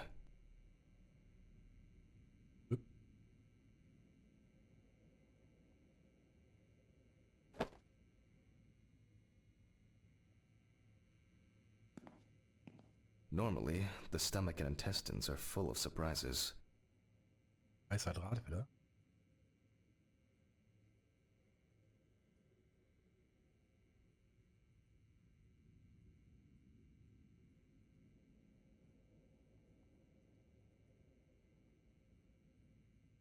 But not this time. We see remnants of undigested food and a dense mass of pills. You don't take this many drugs by accident. Einfach Tabletten gefressen. Length and width normal. No obvious pathological changes. Undigested drugs found in the stomach of the deceased. The direct cause of death was probably an overdose. I'll check the rest of the organs, and then the nervous system. Lungs are normal. The deceased's trachea is normal. Complete patency. No food or fluid. The deceased's intestine is normal. No clear pathological changes. Abdominal cavity Oder ist die checked alte off. leer? We can check the brain.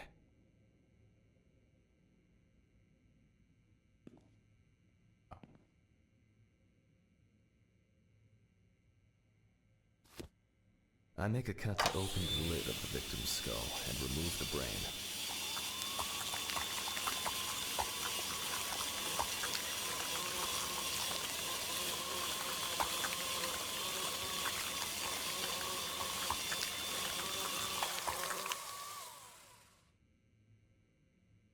Kopf ist offen. Brain is normal. No obvious lesions. Das habe ich schon rausgeholt. Alright. I need to dissect it on a board.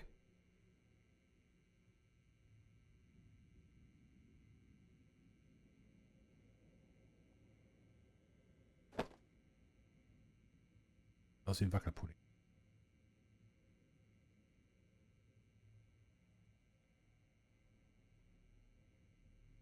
Naja, Kopf wird aufgesägt. Using a knife, I carefully cut through the brain tissue. I peek inside a bit, and... I don't think there's anything worth noting.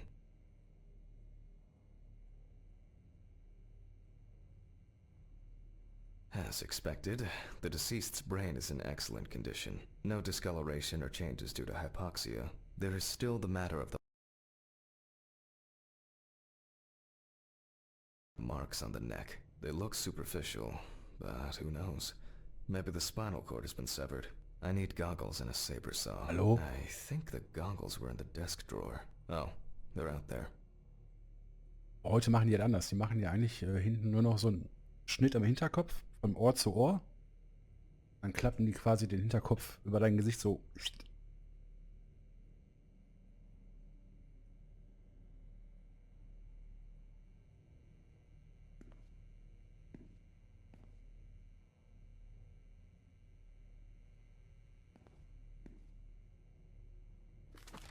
Alice.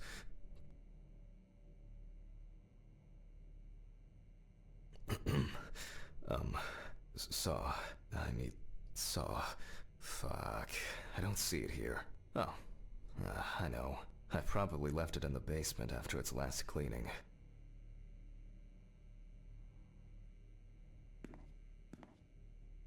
Nee, wo ist der Kellerschlüssel? Oh. Wow.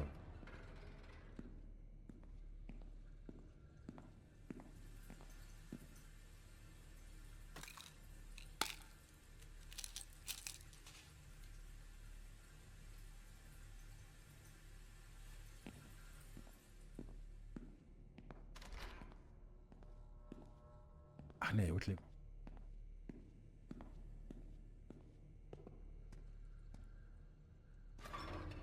Mr. Ridley, I need a key to the basement. It's in the social room. Why is the key lying in the... never mind. Thank you. Hey, Hammond. Did you hear about the convoy? Well, maybe you'll get a chance to relive your glory days and catch Red Beat again, huh? Let's hope there won't be a need for that.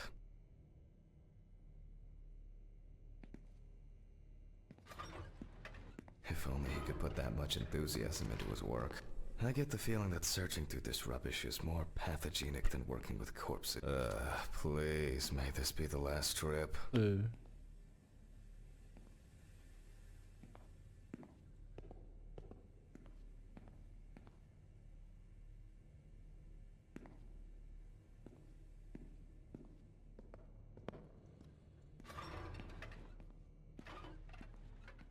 Fuck. Why did the prison convoy have to get into an accident? Jack, take a deep breath. Deep, pleasantly cool breath. You're nearly finished with the autopsy. Then you can go home and rest.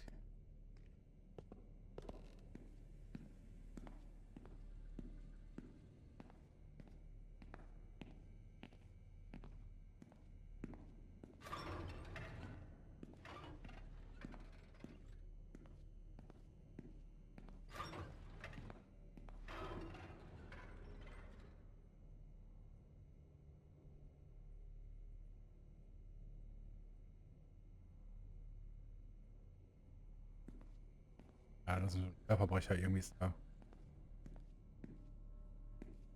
Und wohl wieder ausgebüxt.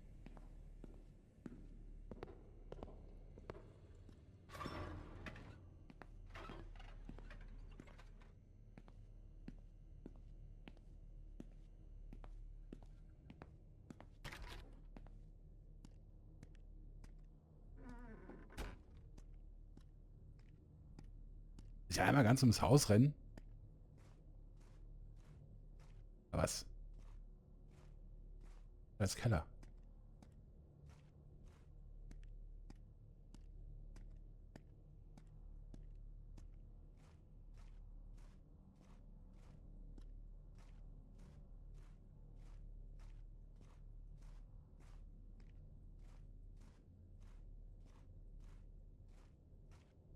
I'll take the saw.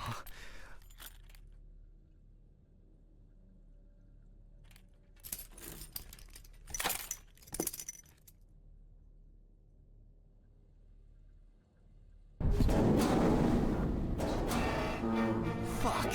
It's jammed! Doesn't anyone do maintenance around here? Damn hatch. Damn red Pete.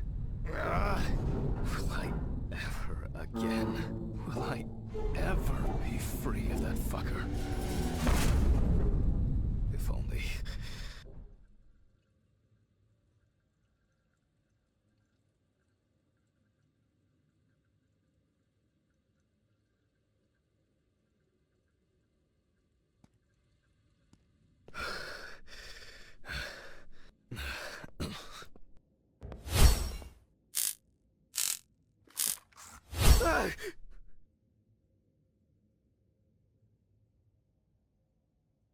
It would be easier if I put things away properly. Ja, ich hole mir jetzt aus dem Luftschutzbunker eine Säbelsäge. Damn student lectures and their fucking props.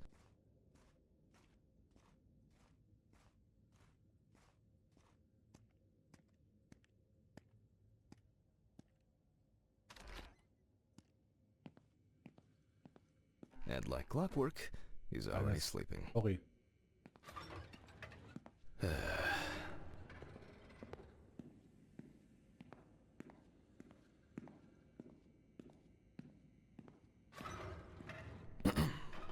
Sorry for the short interruption. I hope you all took the opportunity to grab some coffee. And now that I have everything I need, I'll move on to revealing the spinal cord.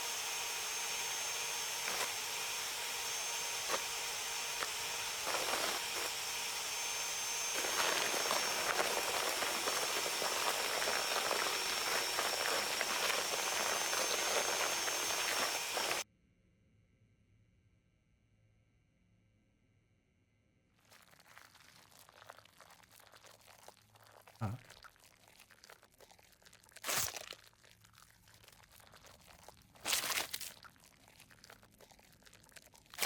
The spine is removed. I can see that the spinal cord was not severed.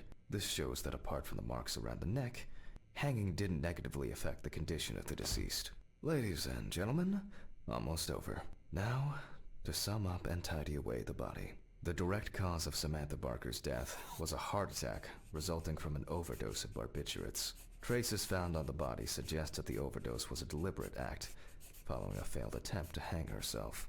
The autopsy found no evidence or genetic materials indicating that death could have been the result of an attack. Third-party involvement must be excluded. Oh, Mule leer.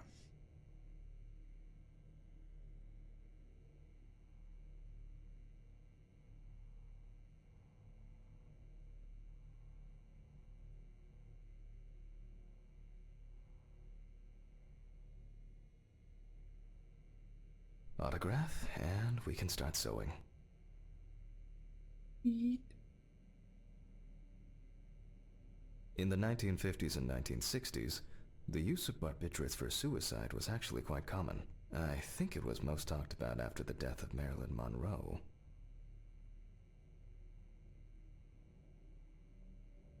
Grüß dich, Christopher.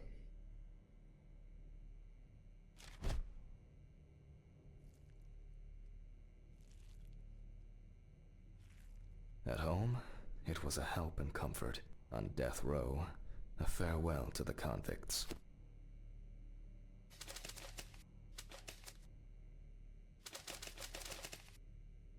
Well, we're done for today. Thank you for your attention. Ja. Reicht. Holz reicht.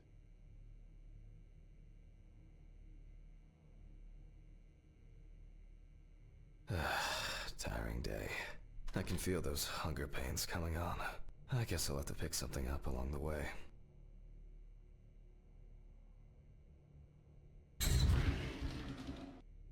Gloves in the klash. Leave the apron for Zu, Affe cleaning. tot. Now I can go. Camera. I didn't turn it off.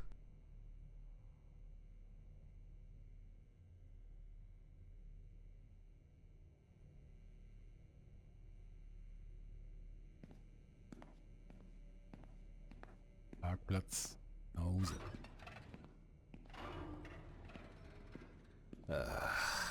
A nightcap will do me good. Good night, Mr. Ridley. The police will pick up the body and accompanying documentation in the morning. Mm-hmm. Sure.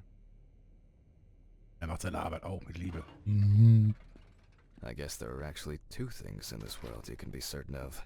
Death and Ridley's reluctant attitude.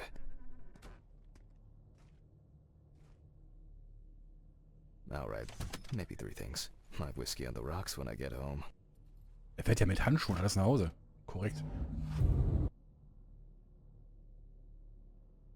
So cold. I guess I should have brought my jacket to work. This block can be quite intimidating when it's so quiet. Almost there. Stephen didn't want to go out for a drink tonight, so I'll drink my whiskey in the company of my TV. Shit. I forgot the muffin.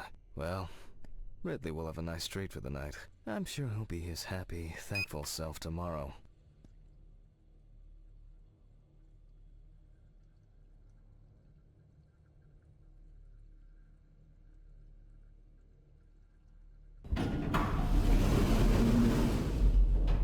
Jetzt kann ich welche Etage ich wohne.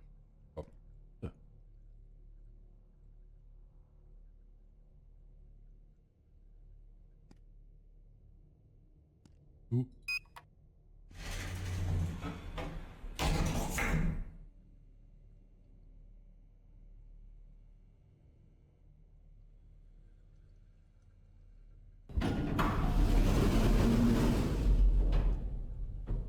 Ja. What? What? What the fuck? But I locked it. I'm sure of it. Also ich bin mir sicher, ich habe die Tür offen gelassen.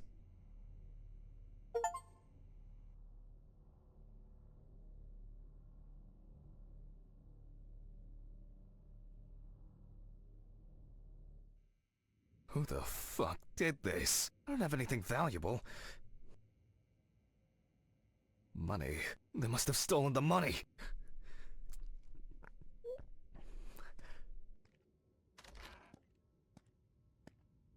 Fuck! Great. That's all I need. What if it was Red Pete?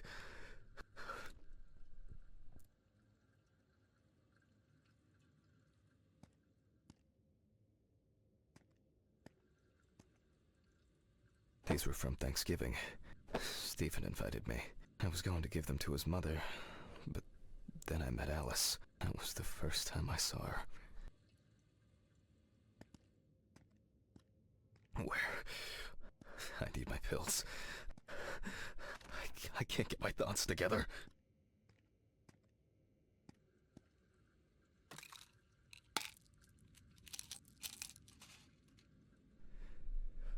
Okay.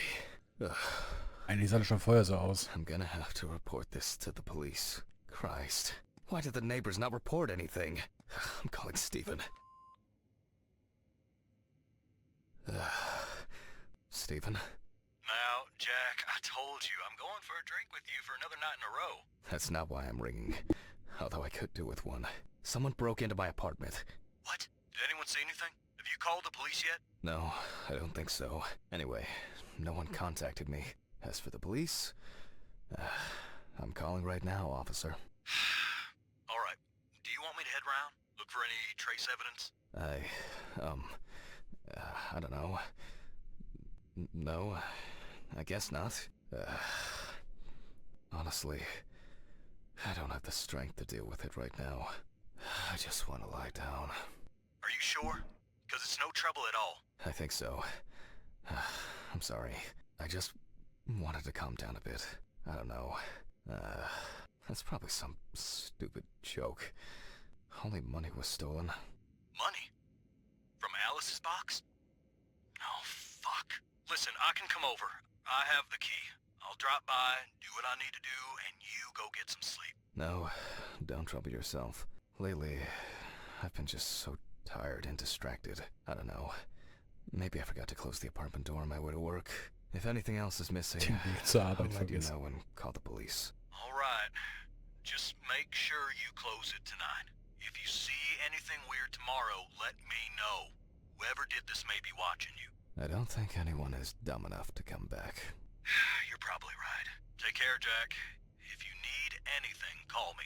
I promise I will. Thanks, Stephen. Sorry to bother you again. I've just been all over the place lately. It's not a problem. Good night, Jack. Good night.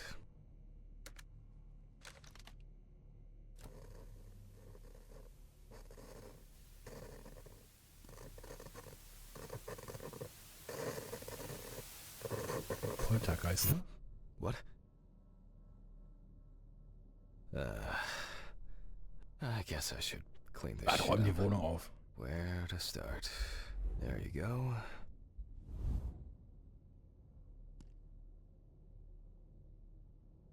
To be honest, I could leave it like this.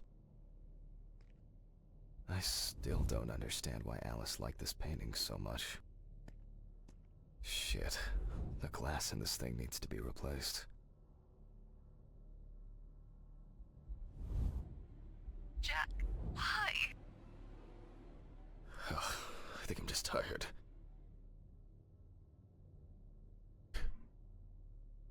Hat auf jeden Fall noch andere Probleme. Maybe I could barricade the door with this. I should pack this thing away. I have no interest in DIY at the moment. Now I'm sure I won't get caught up in these papers. Alice's family should really have some of these. That's enough for now. Jeez, I'm exhausted. I'll get the rest in the morning. What a mess.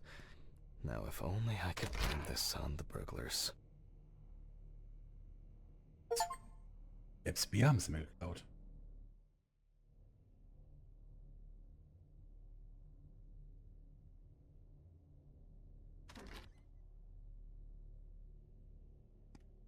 Oh yeah, I should take my pills.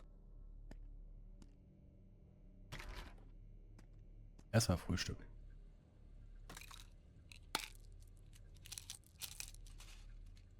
I feel like it takes me forever to finish these things. That's enough. It will never look clean. I need to quickly change and finish getting ready. Ja, unglaublich, ne? Macht ein Bier wegsaufen. I'm gonna be late for work again.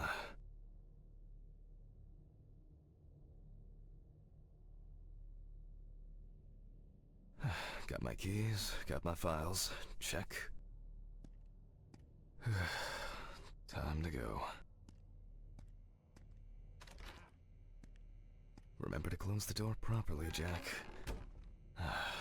I'll ask the neighbors tomorrow if they saw anything suspicious. I wonder if Ridley fixed the coffee machine.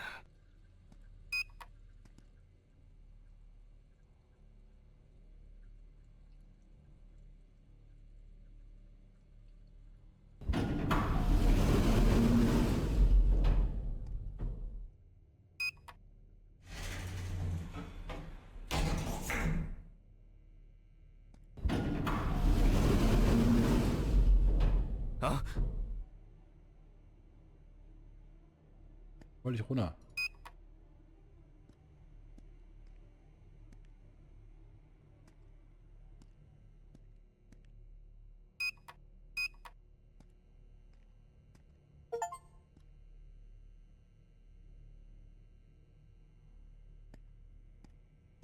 Falscher Knopf. Oder was?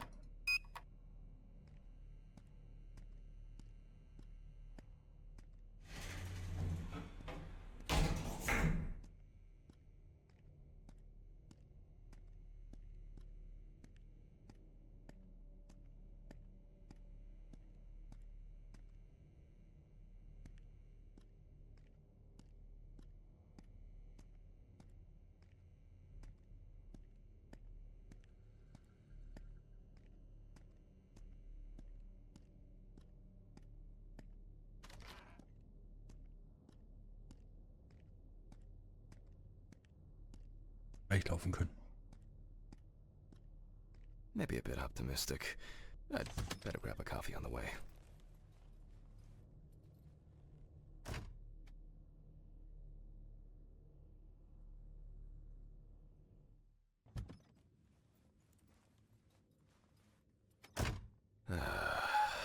I'm exhausted. I wonder who Stephen brought in today. Good morning, Mr. Ridley. Oh, he's not here yet? No, I'll do without him. I hope he... Oh, come on. He was too lazy to even wheel the gurney to the autopsy room.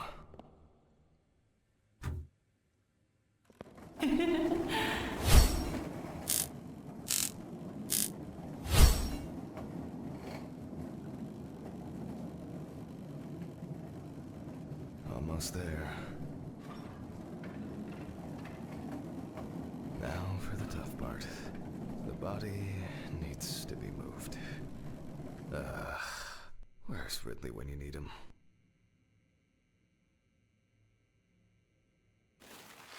Alright. I just need some gloves and my apron. Then I can get to work. Schlachtet. I'm going to need my tape recorder for this.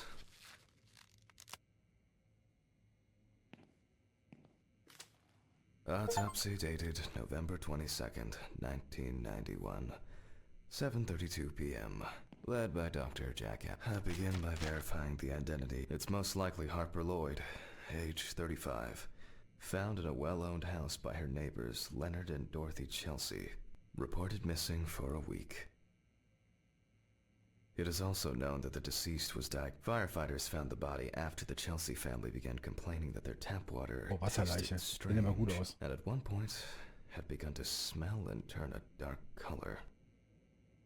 Police records also show that Mrs. Lloyd was in constant conflict with her neighbors. The constant parties and subsequent brawls made living in the area nearly impossible, especially when Lloyd's partner wasn't around. The last person who had contact with the deceased was her partner. Harper's last message read as follows. I'm gonna take a shit in their stupid well. Then we'll see who has the last laugh. Nice one. I proceed to open the bag. The most important task in forensic identification of a drowned person is to distinguish whether the death occurred before or after entering the water.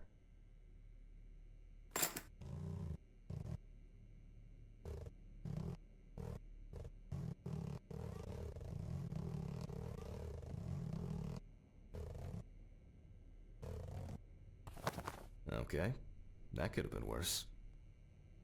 I carefully removed the victim's clothes so as not to damage the skin. The deceased was found. One shoe was missing.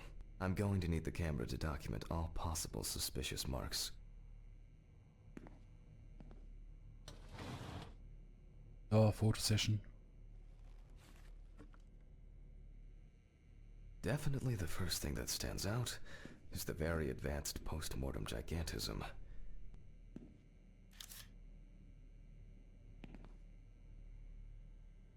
The skin of the deceased appears very delicate, smooth, and relaxed from being in the water for a long time. The whole body is extremely pale.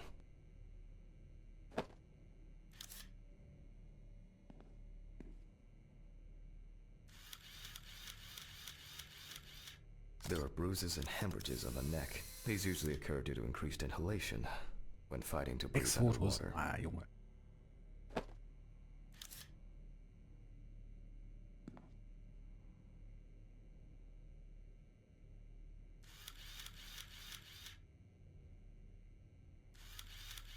Post-mortem markings are seen on the underside of the body. That is, on the back, thighs, and calves of the Ich zwinkert deceased. auf einmal Auge. Siehst du das nicht? Ach nicht.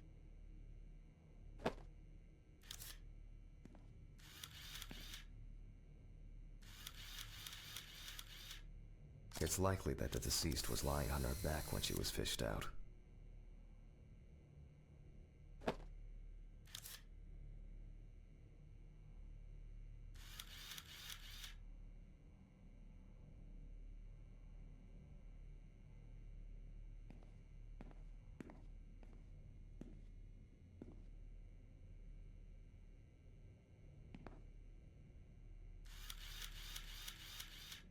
There are some obvious scratches on the skin.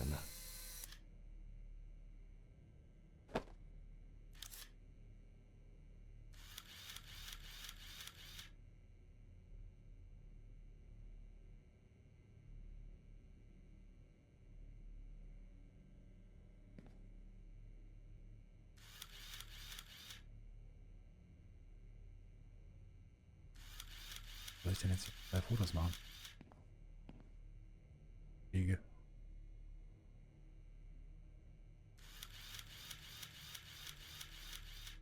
The skin on the hands can be easily separated from the body. The separation takes the form of a glove.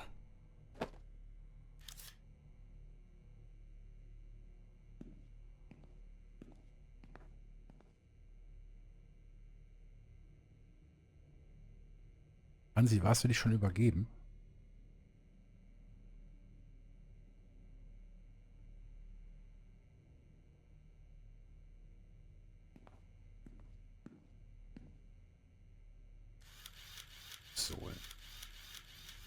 The so-called washerwoman's skin on the feet.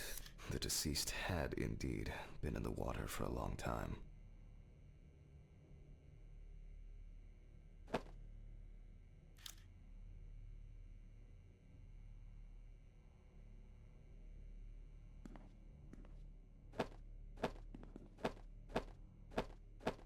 So, after the preliminary exam, it's time to take a closer look at this.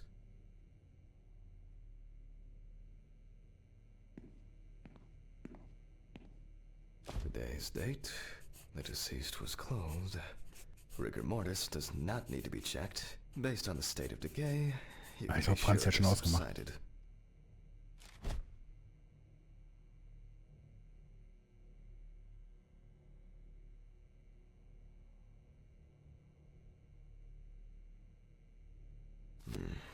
Where to start? We see thick white foam in the mouth of the deceased, resulting from pulmonary edema. Foam is a characteristic in deaths due to drowning.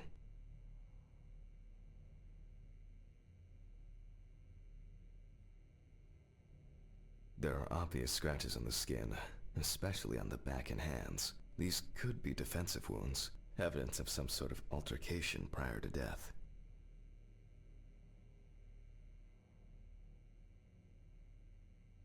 The spots have a purplish blue-red hue, which is a typical sign of the death of the organism.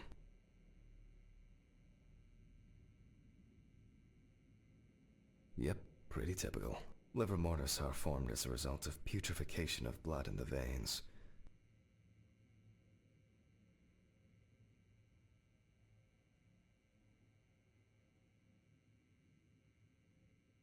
No obvious signs of struggle. The skin on the hands would have easily peeled away from the flesh. Some of the fingers have already lost their nails.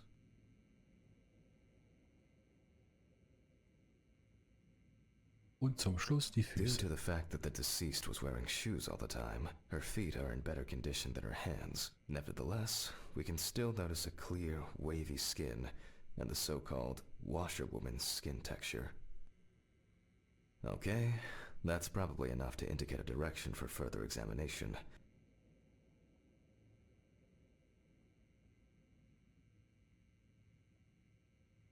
I'd better note that down in the records. Marks found on those abrasions appear. There doesn't seem to be diffuse spots are caused by considering that his hands heavily wrinkled from submersion in water. Typical washerwoman. Ich glaube, sie schläft. Ja, die hat ausgemacht mit Sicherheit.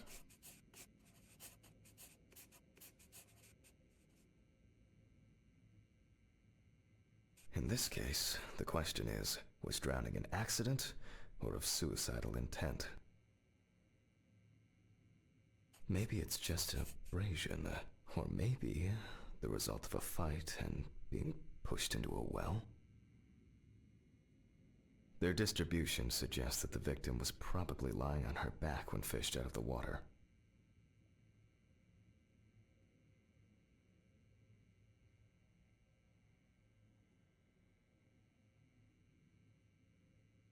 Livor mortis of a different color could indicate poisoning with carbon monoxide, cyanides, or nitrates. However, this is not the case here. A simple trip, loss of balance, and As a result, you end up in a deep hole with no way out. Fortunately, the skin on the hands didn't fall off. Otherwise, I'd have trouble identifying the deceased. That's all for now.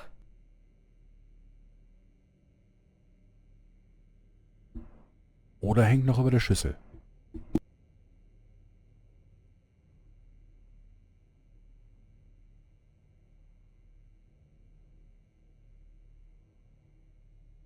Before I begin the dissection, I'll make sure the suggested identity is correct.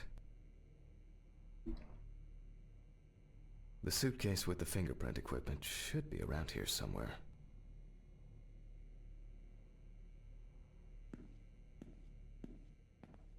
Oh, here it is. With decomposing bodies, the tissue of the pads of the fingers tends to shrink. To remove these shrinkages, a mixture of glycerin or air is used.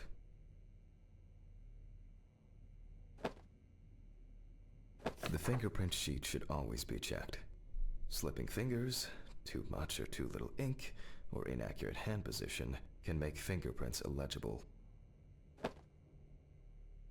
If the body of the deceased is well preserved, fingerprinting is similar to that of a living person.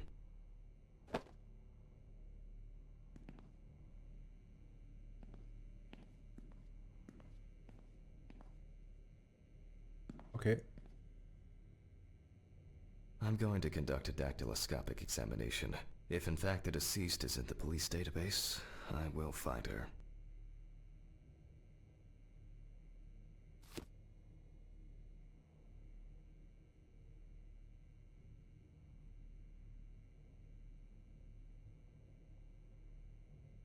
Wer Blue Eye.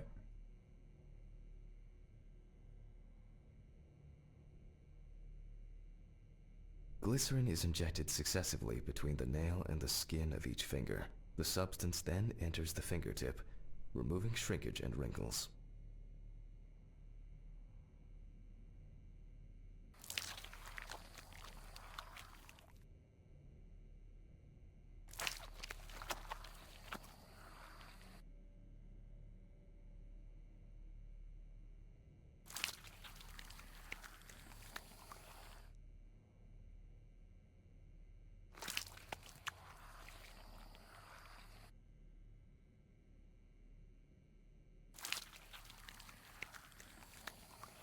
Now I take a brush. Only when the skin is taut and elastic can you use ink.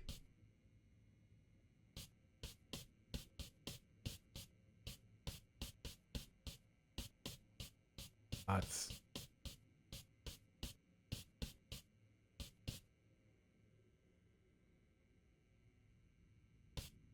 I think it's enough. I'm getting fingerprint samples.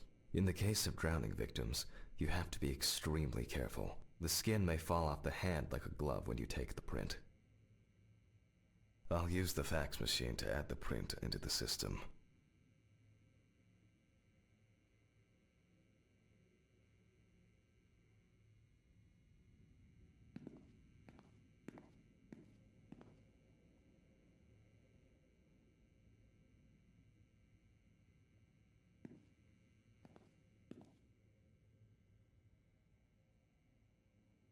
Green button, and... Let's go.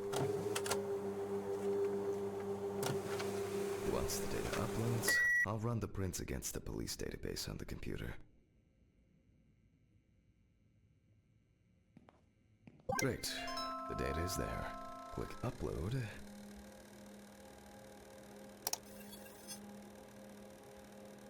Now, go through the database and find a matching print.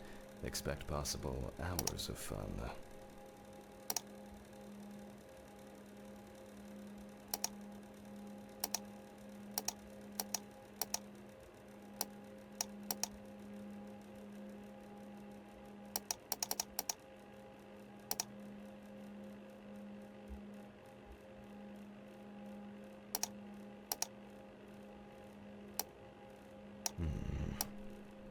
One more. Okay. Let's check for matches. This is not our Jane Doe.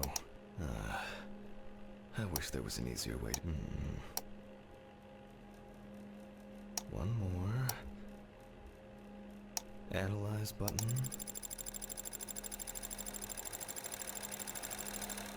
And we have a result.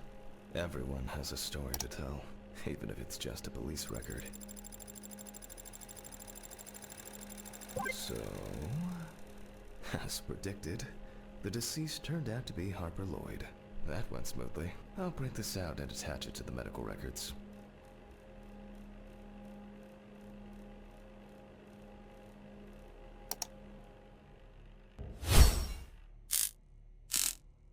Great. Now I can go back to my inspection.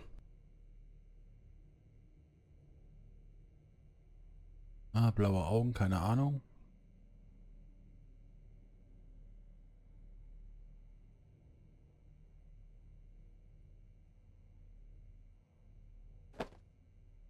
Okay. I'm adding the name of the deceased.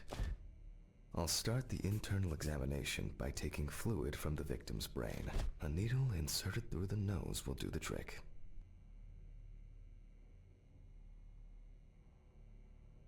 If the victim was alive when she fell into the well, she must have swallowed water fighting for her life. And then diatoms, characteristics of pooled water like a well, got into the body.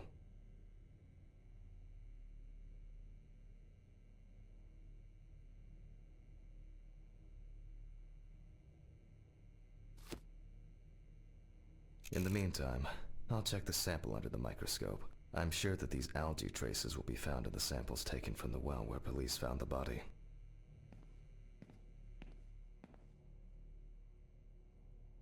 Now I need to adjust the knobs properly, and place the diatom in the center of the slide. Diatoms are single-celled microscopic algae.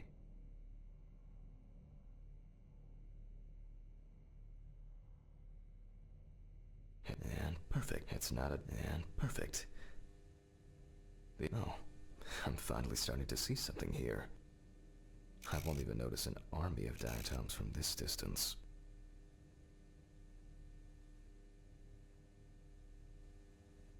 It's... And perfect. Great. This way I'll see if I'm dealing with a large concentration of these algae.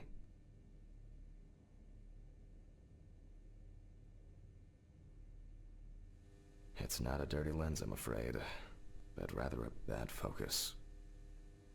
And perfect.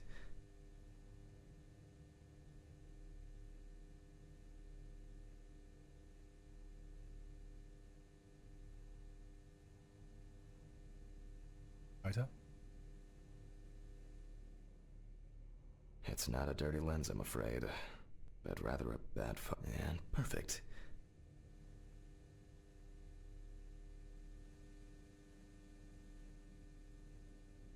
The aperture still needs adjustment. The image is too dark. Oh, I'm finally starting to see something here. Nah, too much. Oh, I'm finally starting to see something here.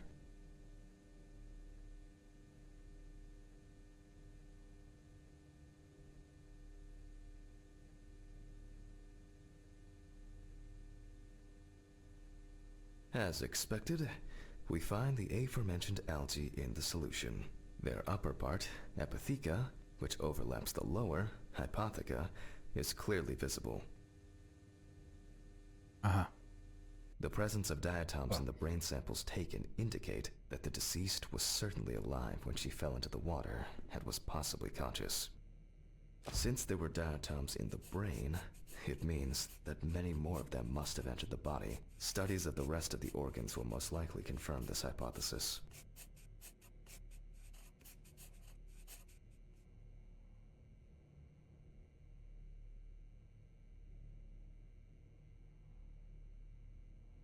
I can finally get to the practical part.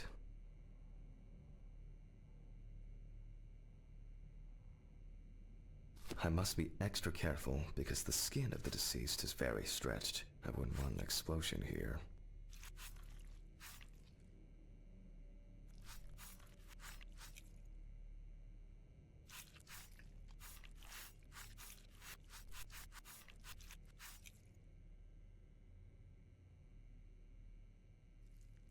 you can immediately see a very large swelling of the organs. In addition, all internal organs are very congested. Zäh.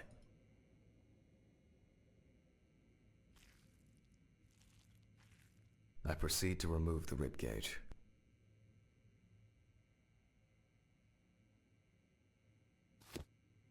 It's easy to see that the ribs have been imprinted in the lungs. So, I'm going to start by drawing blood from the... If diatoms were only present in the lungs, this would mean that the victim was placed in the well after death, and the perpetrator wanted to get rid of the corpse in this way. Now, I remove the lungs and proceed to their examination. Taking the lungs in my hand, I feel that the tissues have lost their elasticity, which is the result of water emphysema. In addition, there is significant swelling of the organs, and as a result, we have a nice imprint of the ribs. The emphysema itself, it's clear how far it's progressed, which is characteristic of drowning. Ja. Oh.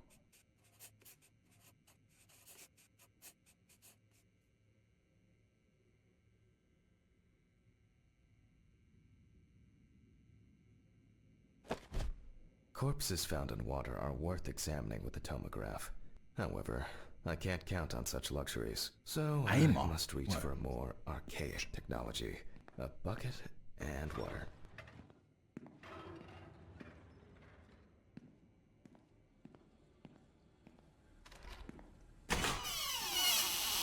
Huh?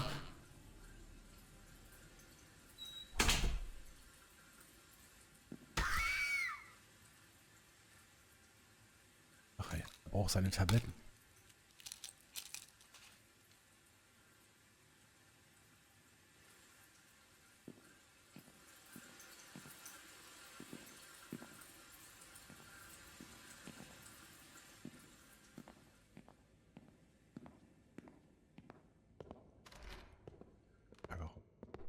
Ooh, I hope no one dipped a mop in it. It's best to go to the lab for this.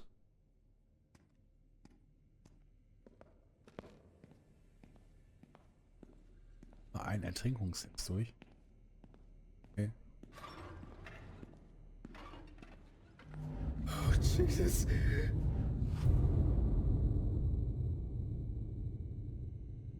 Okay.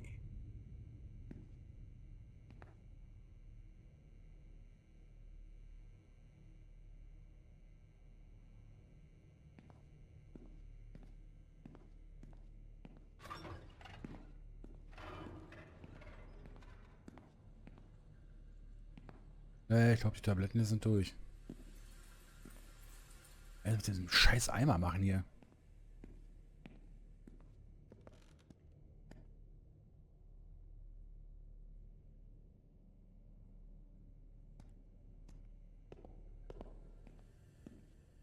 Wo putzen oder was?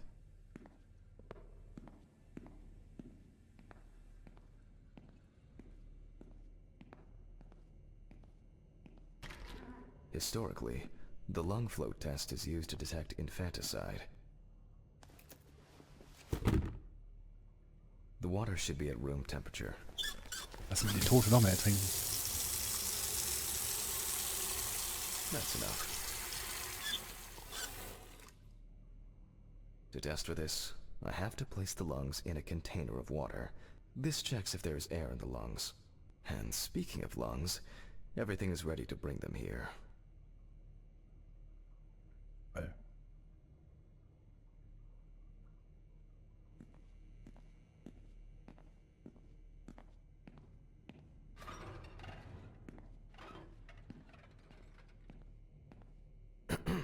Of course, such a study isn't without flaws. Air may have entered a newborn's airways during resuscitation attempts. Gases released during decomposition could also... In this case, however, it's about something else. Namely, the amount of fluid in the lungs. To test for this, I have to place the lungs in a container of water and wait to see if they fall or if they will float on the surface.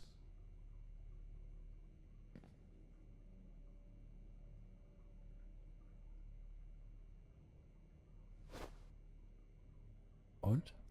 Ab geht's. Nicht ersoffen. Just as I assumed, the lungs collapsed easily.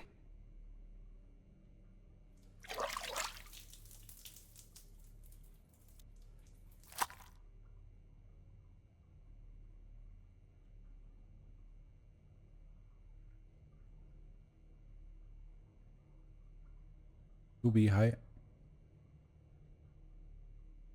Fluid could have entered the lungs during panic attempts to catch breath underwater, but it could also be the result of bacterial infections or cancer, so further investigation is needed.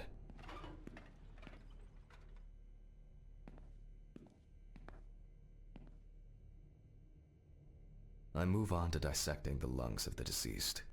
Ortsnah, grüß dich. You can hear the distinct, very unpleasant crackling of the tissues being cut through.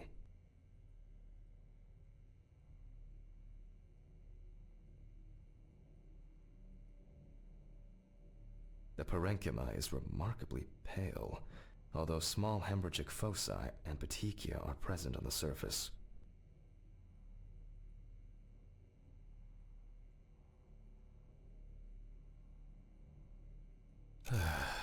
All right. Now, I will check the collected fluid under a microscope. If we find 20 diatoms on the slide, it can be considered drowning, and our result is not false positive due to possible contaminations. Let's see. Although the aperture... Oh, I'm finally starting. I won't even notice an army of diatoms from this distance. And perfect. It's not a dirty lens, I'm afraid, but rather a bad focus.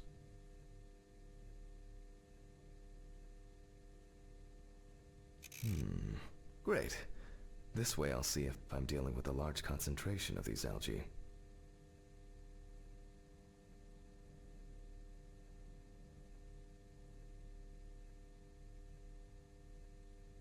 And perfect.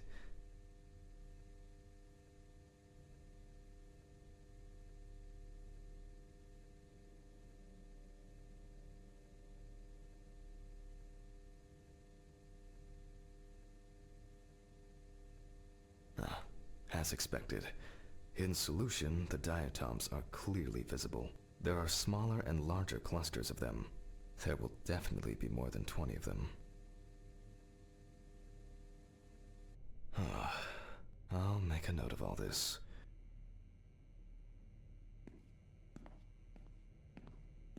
So far, this case looks pretty standard.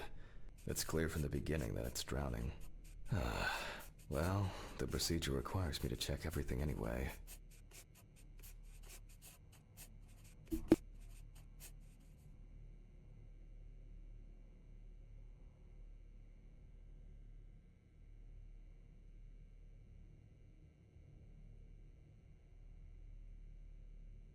So, I move on to checking the other organs. I ligate the heart, and then remove it for inspection.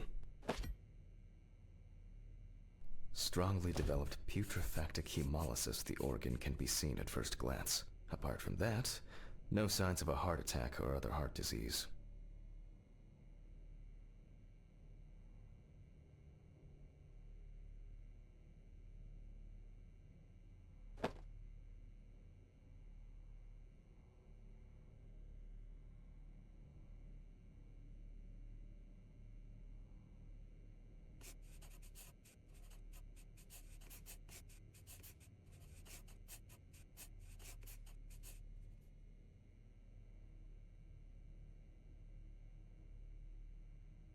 I move on to the next organ.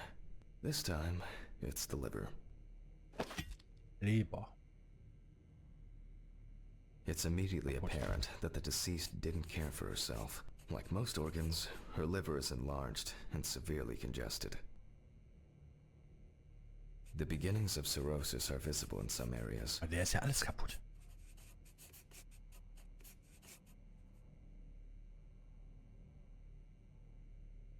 I transfer the organ to a board and proceed to dissect.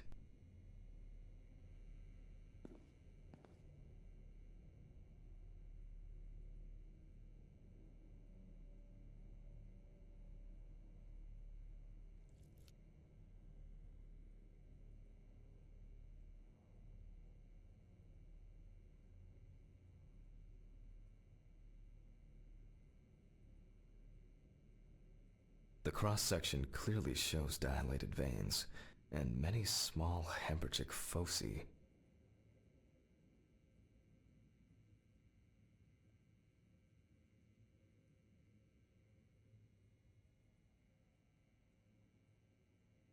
Ich weiß gar nicht, ob das im Spiel geht. I must admit that this is quite a feat. Wegkriegt.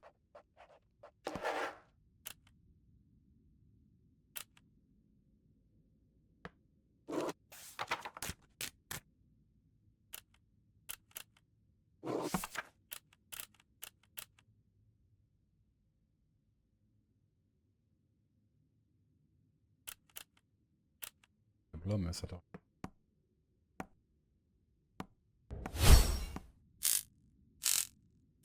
During the young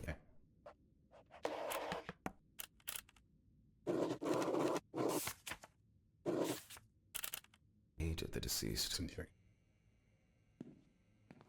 Harper enjoyed drinking so much that she might not have lasted a few more years.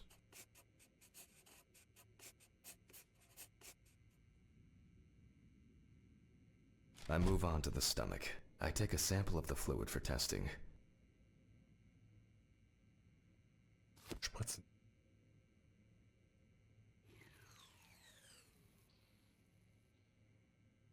It looks very turbid. I'll see what happens after spinning, but that's in a moment. Now, I carefully ligate the organ, then cut it off. It's enlarged, probably full of putrid gases. I transfer it to the board and carefully open it, checking the contents.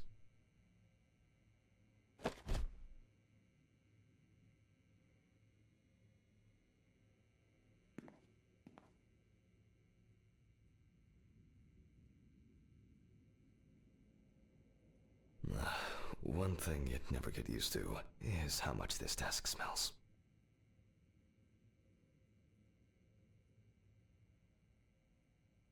Okay, the stomach is full of fluid and unidentified organic matter, which is probably leftover food. So let's check the diatoms. Again, but in a centrifuge for a change. The problem with examining drowned people is being able to show whether the death was due to drowning or whether something else contributed to the death. Cramp, heart attack, drugs, homicide, or some accident. Such an analysis requires viewing from different angles and a careful interpretation of the collected data, including those from the field. That's why it's so important to collect as many samples as possible. Unfortunately.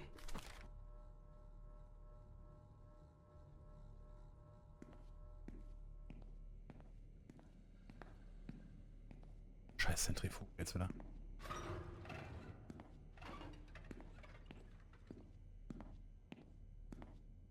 Okay, this is one last little sample. Now, set.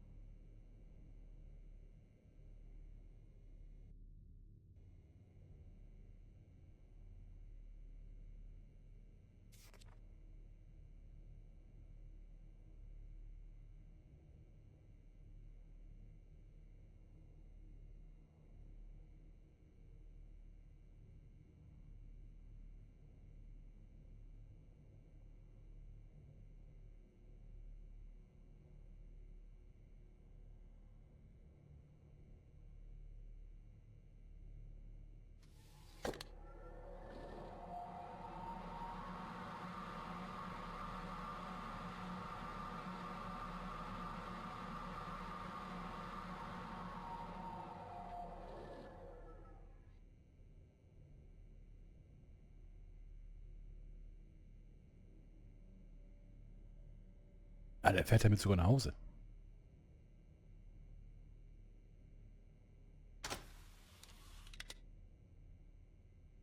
Done.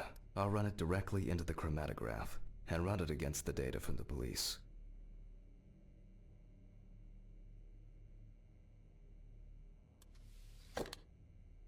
I'm certain the analysis will show similarities between the fluid and water in Chelsea's well.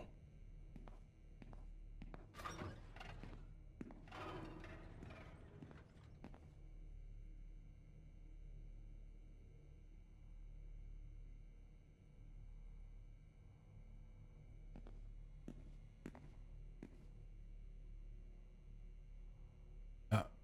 Irgendwann liest du einfach dein Butterbrot auf die alte drauf und Let me think. 3 milliliters should be fine.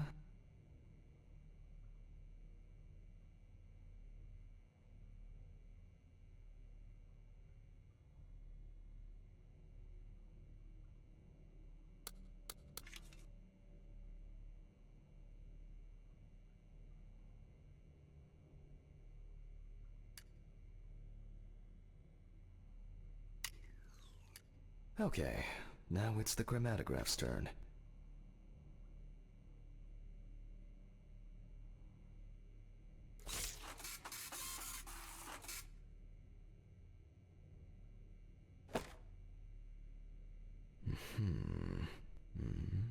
Yes. The water sample matches the one provided by the police.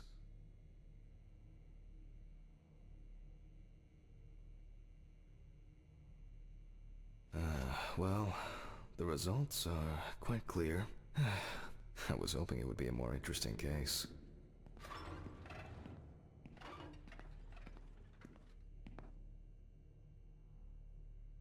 da geht's.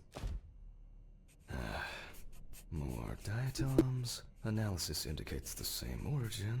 Blah, blah, blah.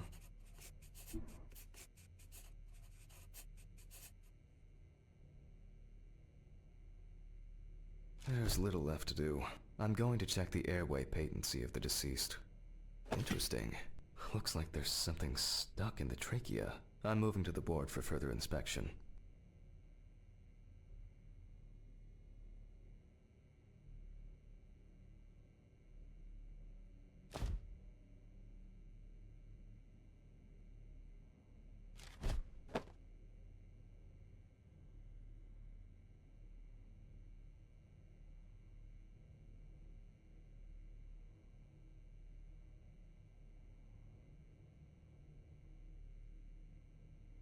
Weil I dissect nicht the romantisch trachea ist. and open the organ.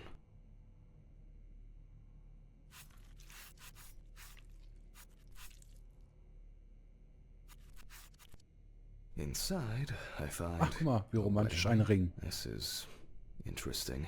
Let me look at it. Based on the size, I can say that it's a woman's wedding ring. Quite standard from the outside. There's an engraving inside. 13.19.1900.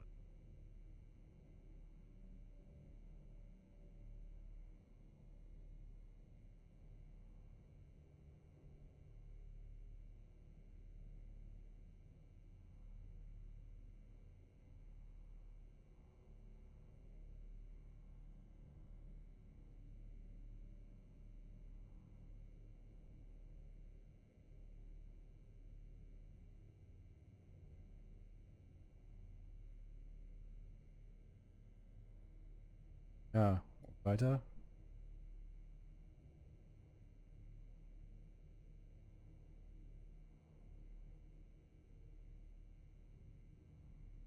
Drin.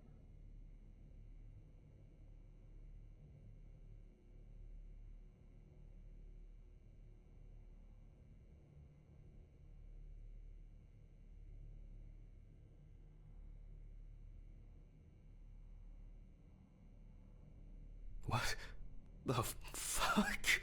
But this is my ring. Alice's ring. But how did it... But this should be at home. I have it. Aber doch mal ein Ring. At home. It's... I Ja, Tablet. have to check this out. Where are my meds? Where the fuck are my meds?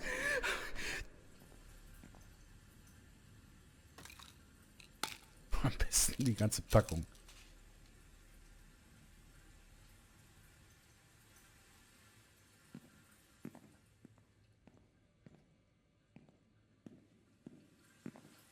Mehr Tabletten. I've already taken my pills. Not looking to overdose.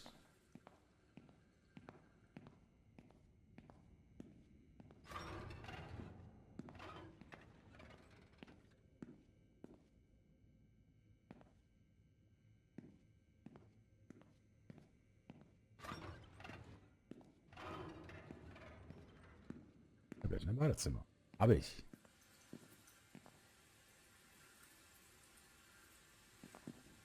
Jesus Christ! Hope these all make it go away.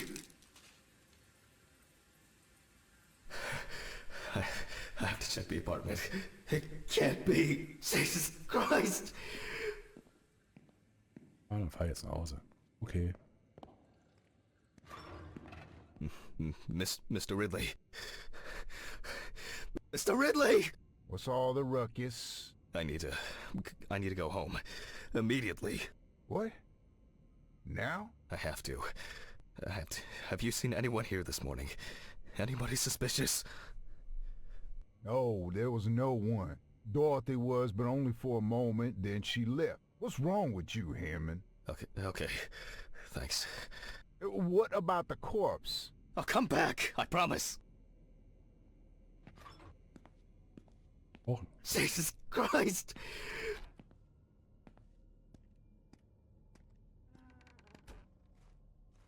I have to check this out. nein, er fährt jetzt lieber so nach Hause. Braucht denn die Cops?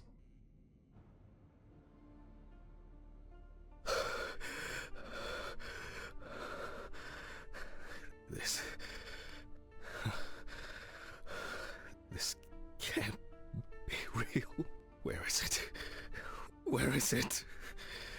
Where?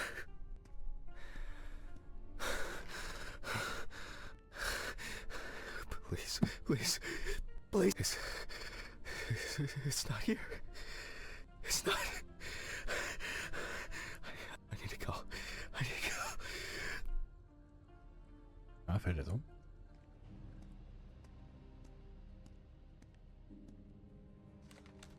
This is sick. Fuck.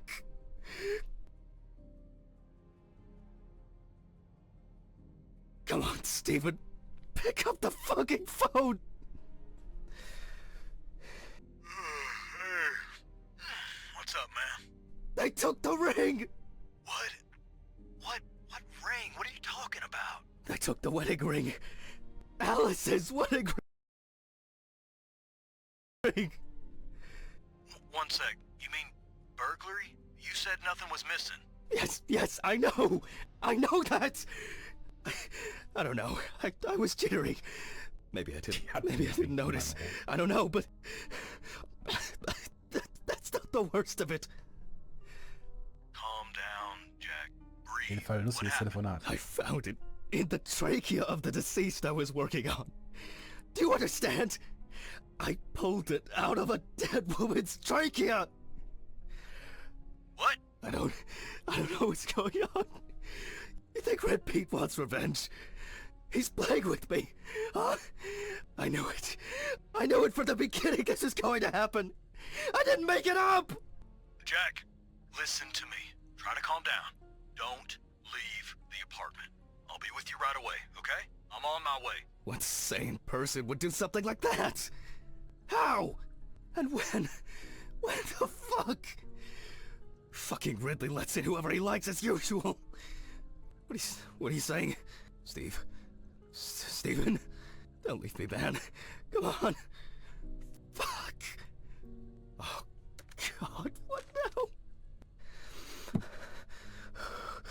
Okay, just calm down. Genau, erstmal ein bisschen Alkohol auf die Tablette. Just calm down. I need a drink. Jesus. What's going on?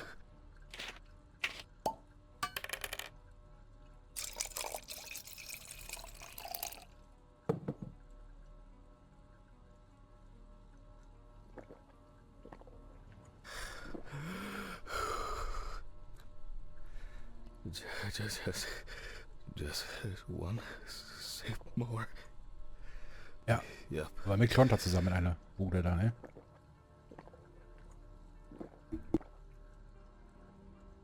Jesus.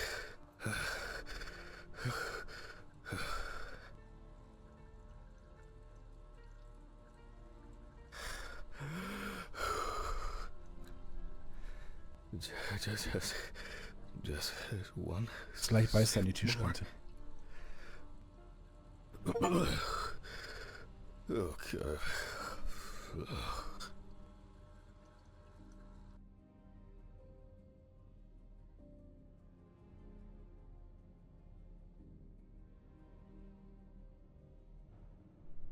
All right. I can't do it anymore. These reports will kill me one day. I'll have to finish it over the weekend.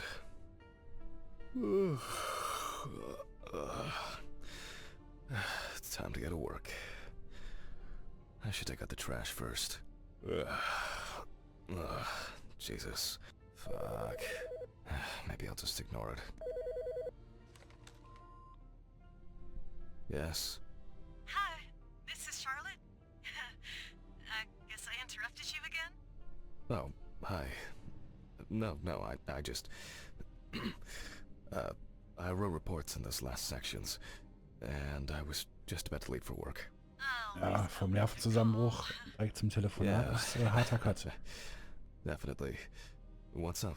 How are you? I'm good, thanks. What about you? Okay. Nothing new.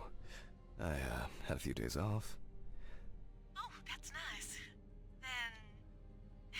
Then... Ja, also eigentlich ist das auch mein Hauptspiel. Something for me? Something for you? Well, the photo with, the photo I asked you for? Aber können wir gerne mal machen. Has it come yet? Kein Problem. Oh, sorry, but I said it a week ago. No, not yet. Maybe I'm too impatient. I'm sorry for rushing you. You have so much on your mind, I thought maybe you forgot. It's okay. No worries. With my pills, Pills. I almost forgot to take my pills. So you see... Yeah. Jetzt sollte er die Pillen mal ganz aus dem Kopf lassen. I have to go now. Yes, sure. Let me know if you still haven't received the letter. Then I'll try... well, maybe I'll find something else. Oh, really? Could you? It would be great if you could. Really? Yes. I know it means a lot to you. Well, I won't hold you any longer. Thanks. Bye. Bye. Take care. Bye. Damn. Did I mess up the address? How am I gonna get those pills?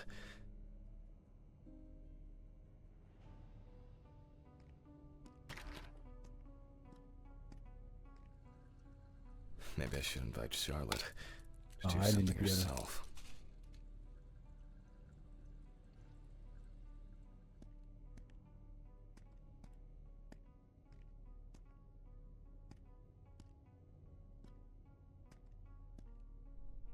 Ugh. Why is it so wet?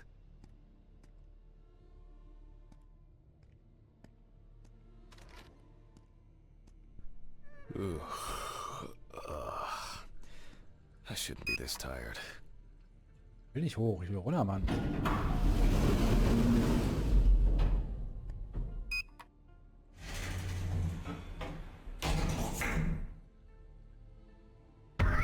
Fucking hell! Ja, gerade erst die Tablet.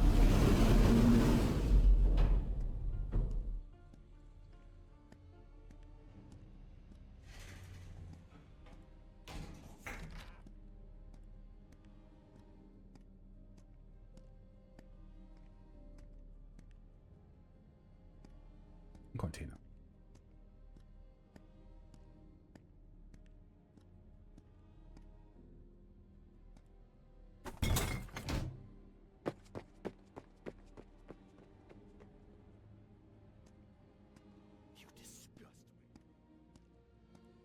I wonder if Alice's mother has a film of this photo somewhere. I actually hadn't thought about it before. I should call her on Friday.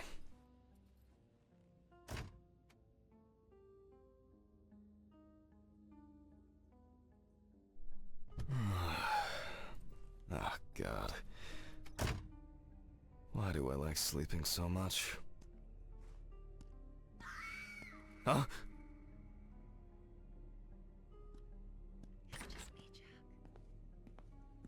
Good afternoon.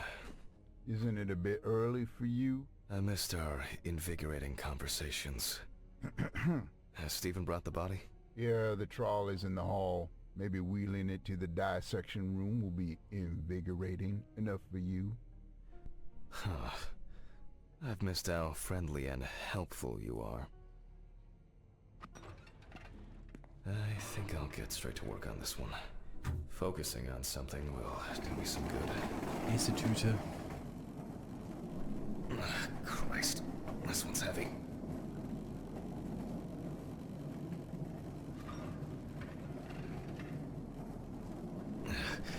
Hey, Mr. Ridley, I need help. I can't lift this bag myself.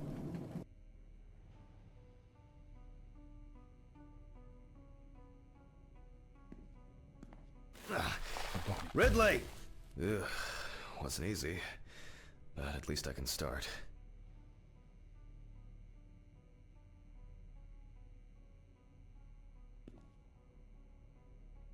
Er ist bekloppt, ne? Irgendeiner muss den ja machen.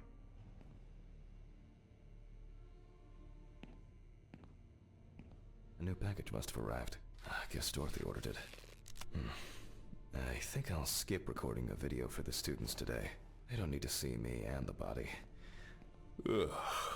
And they'll still have the accompanying photo. November 27th, 1991. 5:14 p.m. James Evans Jr. Police photos show that the body was not even particularly hidden. The body was found inadvertently in the woods near Pete'sville. Evans had previously been convicted of possession of stolen goods, robberies, and drug trafficking. There were also attempts to accuse him of leading a criminal group responsible for burglaries in the New Orleans area. What? Burglaries in the New Orleans area? This is... It's a rather strange coincidence. The body was found naked and mutilated. Clothes, probably belonging to the deceased, were found lying nearby.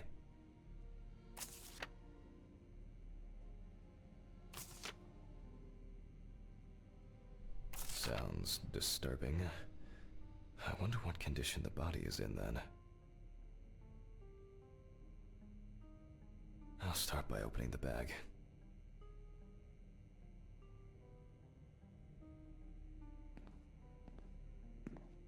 Schon.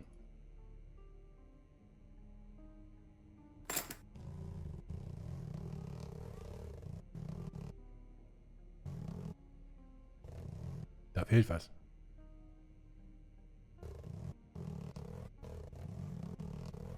Oh, fuck. I didn't expect this level of mutilation. This is going to be a dirty job. Wow. I'll check through the bag the police left. Gut abgehangen.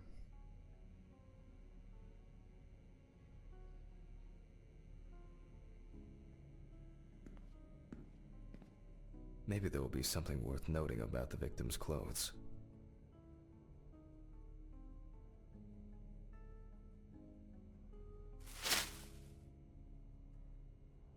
Leather belt, plain cotton t-shirt, classic jeans.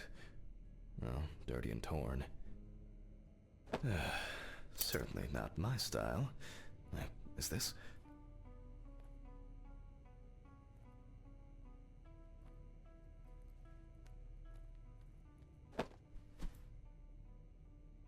Interesting.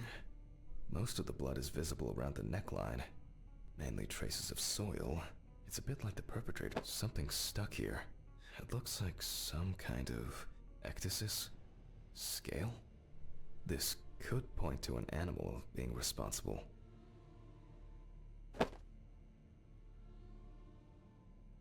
The bloodstains don't appear to be related to any injuries on the body. A lighter, engraved with the police insignia. It looks somehow... it's probably a coincidence. Traces of dirt mixed with blood and rubbed leaf litter. Zufall. Heavens must have been crawling, or was dragged along the ground.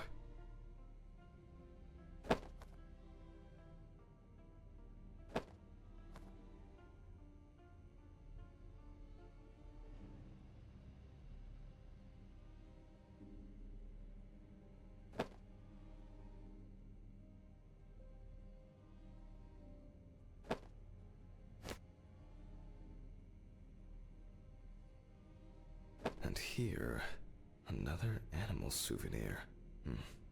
It looks different than the previous one. The only thing I can tell from the clothes is that before... Okay, I'll take a look at the scales. They seem too different. Dorothy once brought an animal encyclopedia here. She performed an autopsy on an exotic animal smuggler. The guy suffered an accident while transporting illegal animals. Not only were the police needed on site, but it took nearly a day to round up his cargo. Dorothy had a hard time with that case. Did the impact kill him? Or did one of the animals he was transporting do him in? They even talked about it on the news.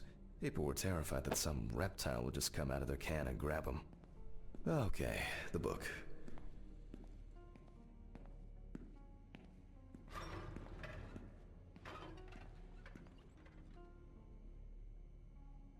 Ein Schuppen.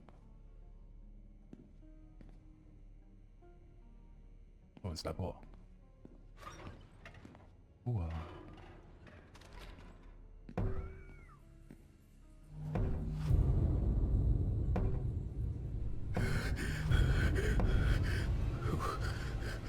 Who is this?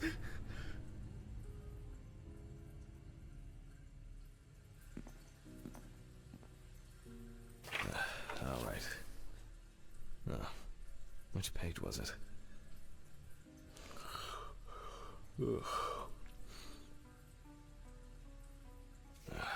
Local wildlife. Nope. It's a completely different color and structure. Not this area, but who knows? I don't know why I'm even bothering to compare. Nile crocodile. How it... doesn't seem to be fake. What kind is this? No, that's not it. Oh, yes. This turtle turned out to be a killer. I only need to concentrate on the crocodile chapter. Very similar, but the color is slightly different. Well, this scale makes more sense than the previous one. How did it end up here? So, either someone donned in crocodile products was around the deceased, or one of them attacked him. I'll examine the body and take photos. If an animal attacked him, there'll be traces. Ugh, Christ. Why am I so tired? Some coffee would be nice. What was I supposed to... the pictures. I'll have to show them to Dorothy. Too bad that we no longer keep our ranking. With something like that, I would come out on top. Photo session. There's been a case like this for a long, long time.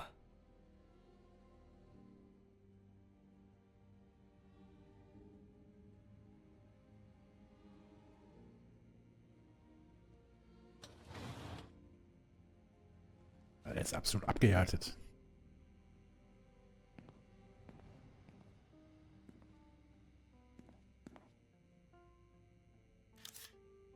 All right, I'll begin. The deceased skin is smooth and taut. This suggests an advanced stage of decomposition of the corpse.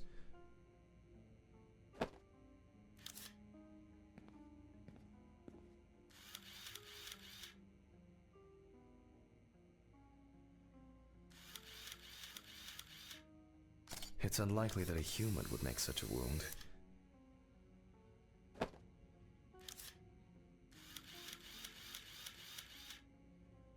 Nasty.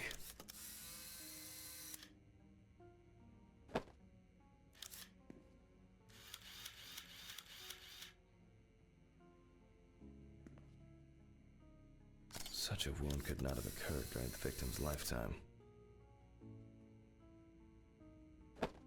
Krokodil, was immer nur anknabbert. Abreißt.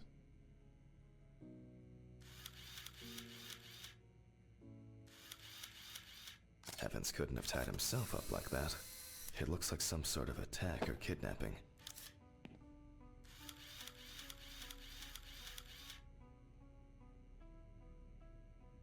Oh, and as expected, there's a bite.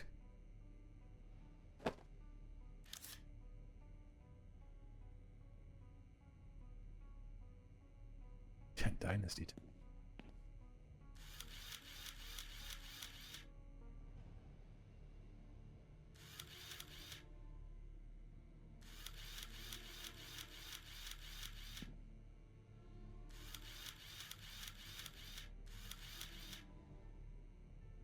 No head. That's not hard to miss.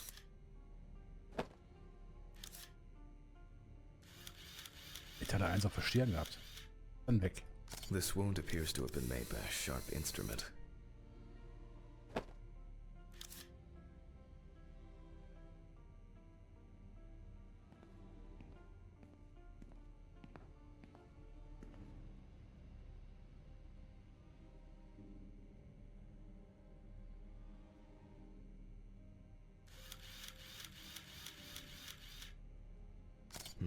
Interesting.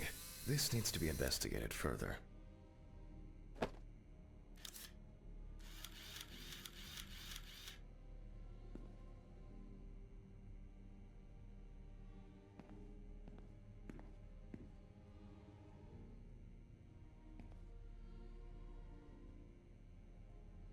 Oh, die Eier haben sie auch abgebissen.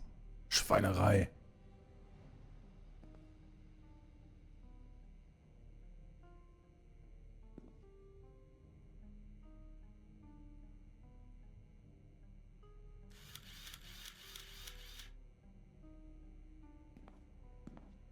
Darf hier noch die Eier wechseln?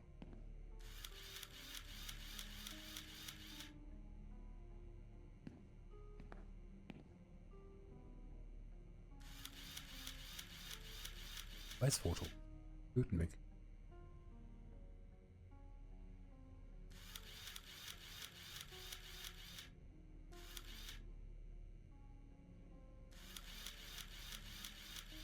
Ah, das letzte Foto. Wo denn?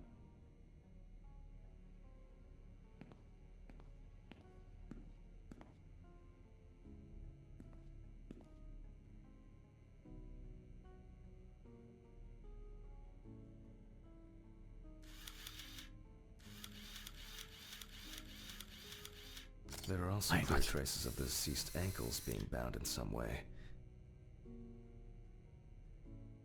Oder die Alte, die vorher auf dem Tisch hatte, hat ihn einfach die Eier abgebissen mit dem Ring. Kann auch sein.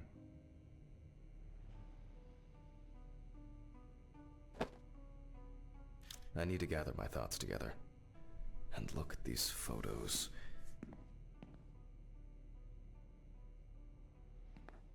It seems that, like, I wonder whether the decapitate... The work of... I should inspect these areas with a magnifying glass first.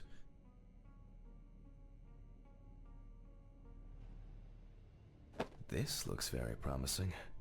The bite is clearly visible. It should be easy to compare it with the encyclopedia and identify the culprit. I just need to make it a little bigger. It'll be faster than physically measuring the bite.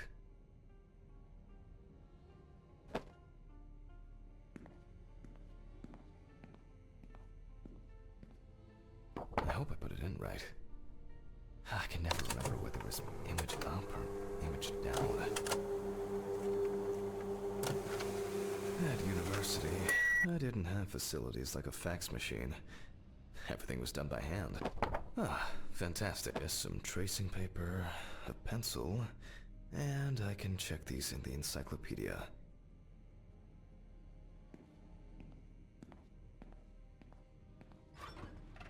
Now, did I leave them in a drawer?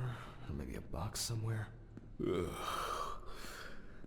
I don't remember if I left them out somewhere.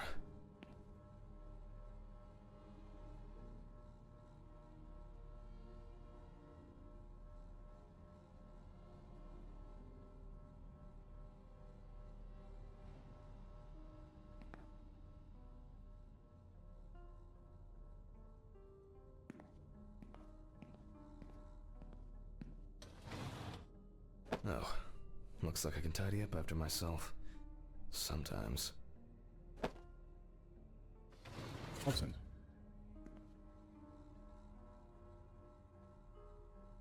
A very, nature-driven case so far. I'll have to consult the encyclopedia again. Good thing Dorothy left it here. Otherwise, I would have had to run back to my place to get some.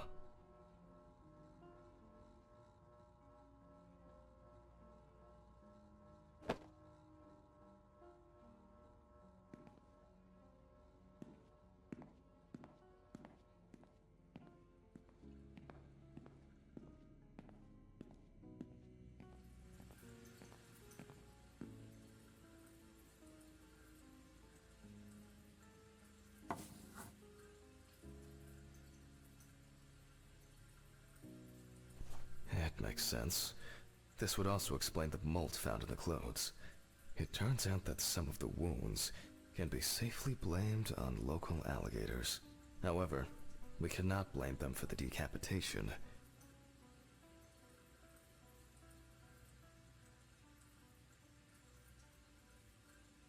It's not these animals we should be afraid of here.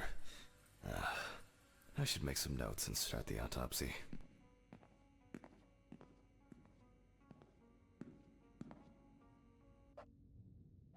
Kann ich speichern?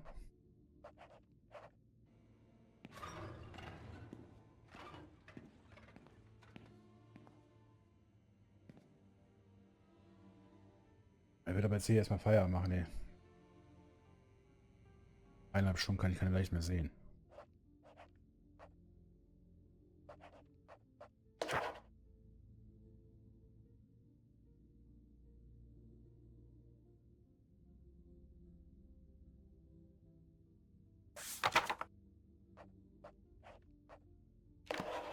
Nicht den Speichern.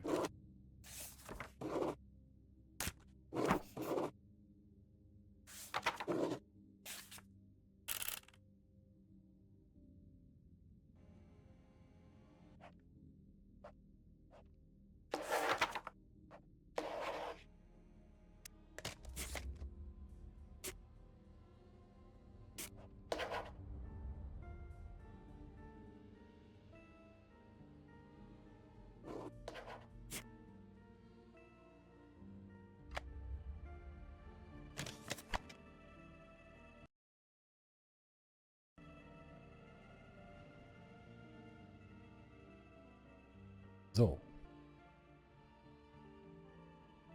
Einmal herzlichen Dank fürs Zugucken.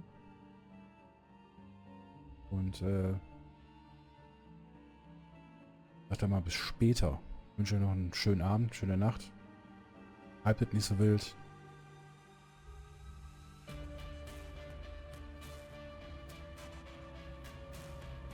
Und schlaft alle schön. Raiden kann ich keinen, ist keiner online. Ich weiß nicht, was der Bulli macht. Alles klar.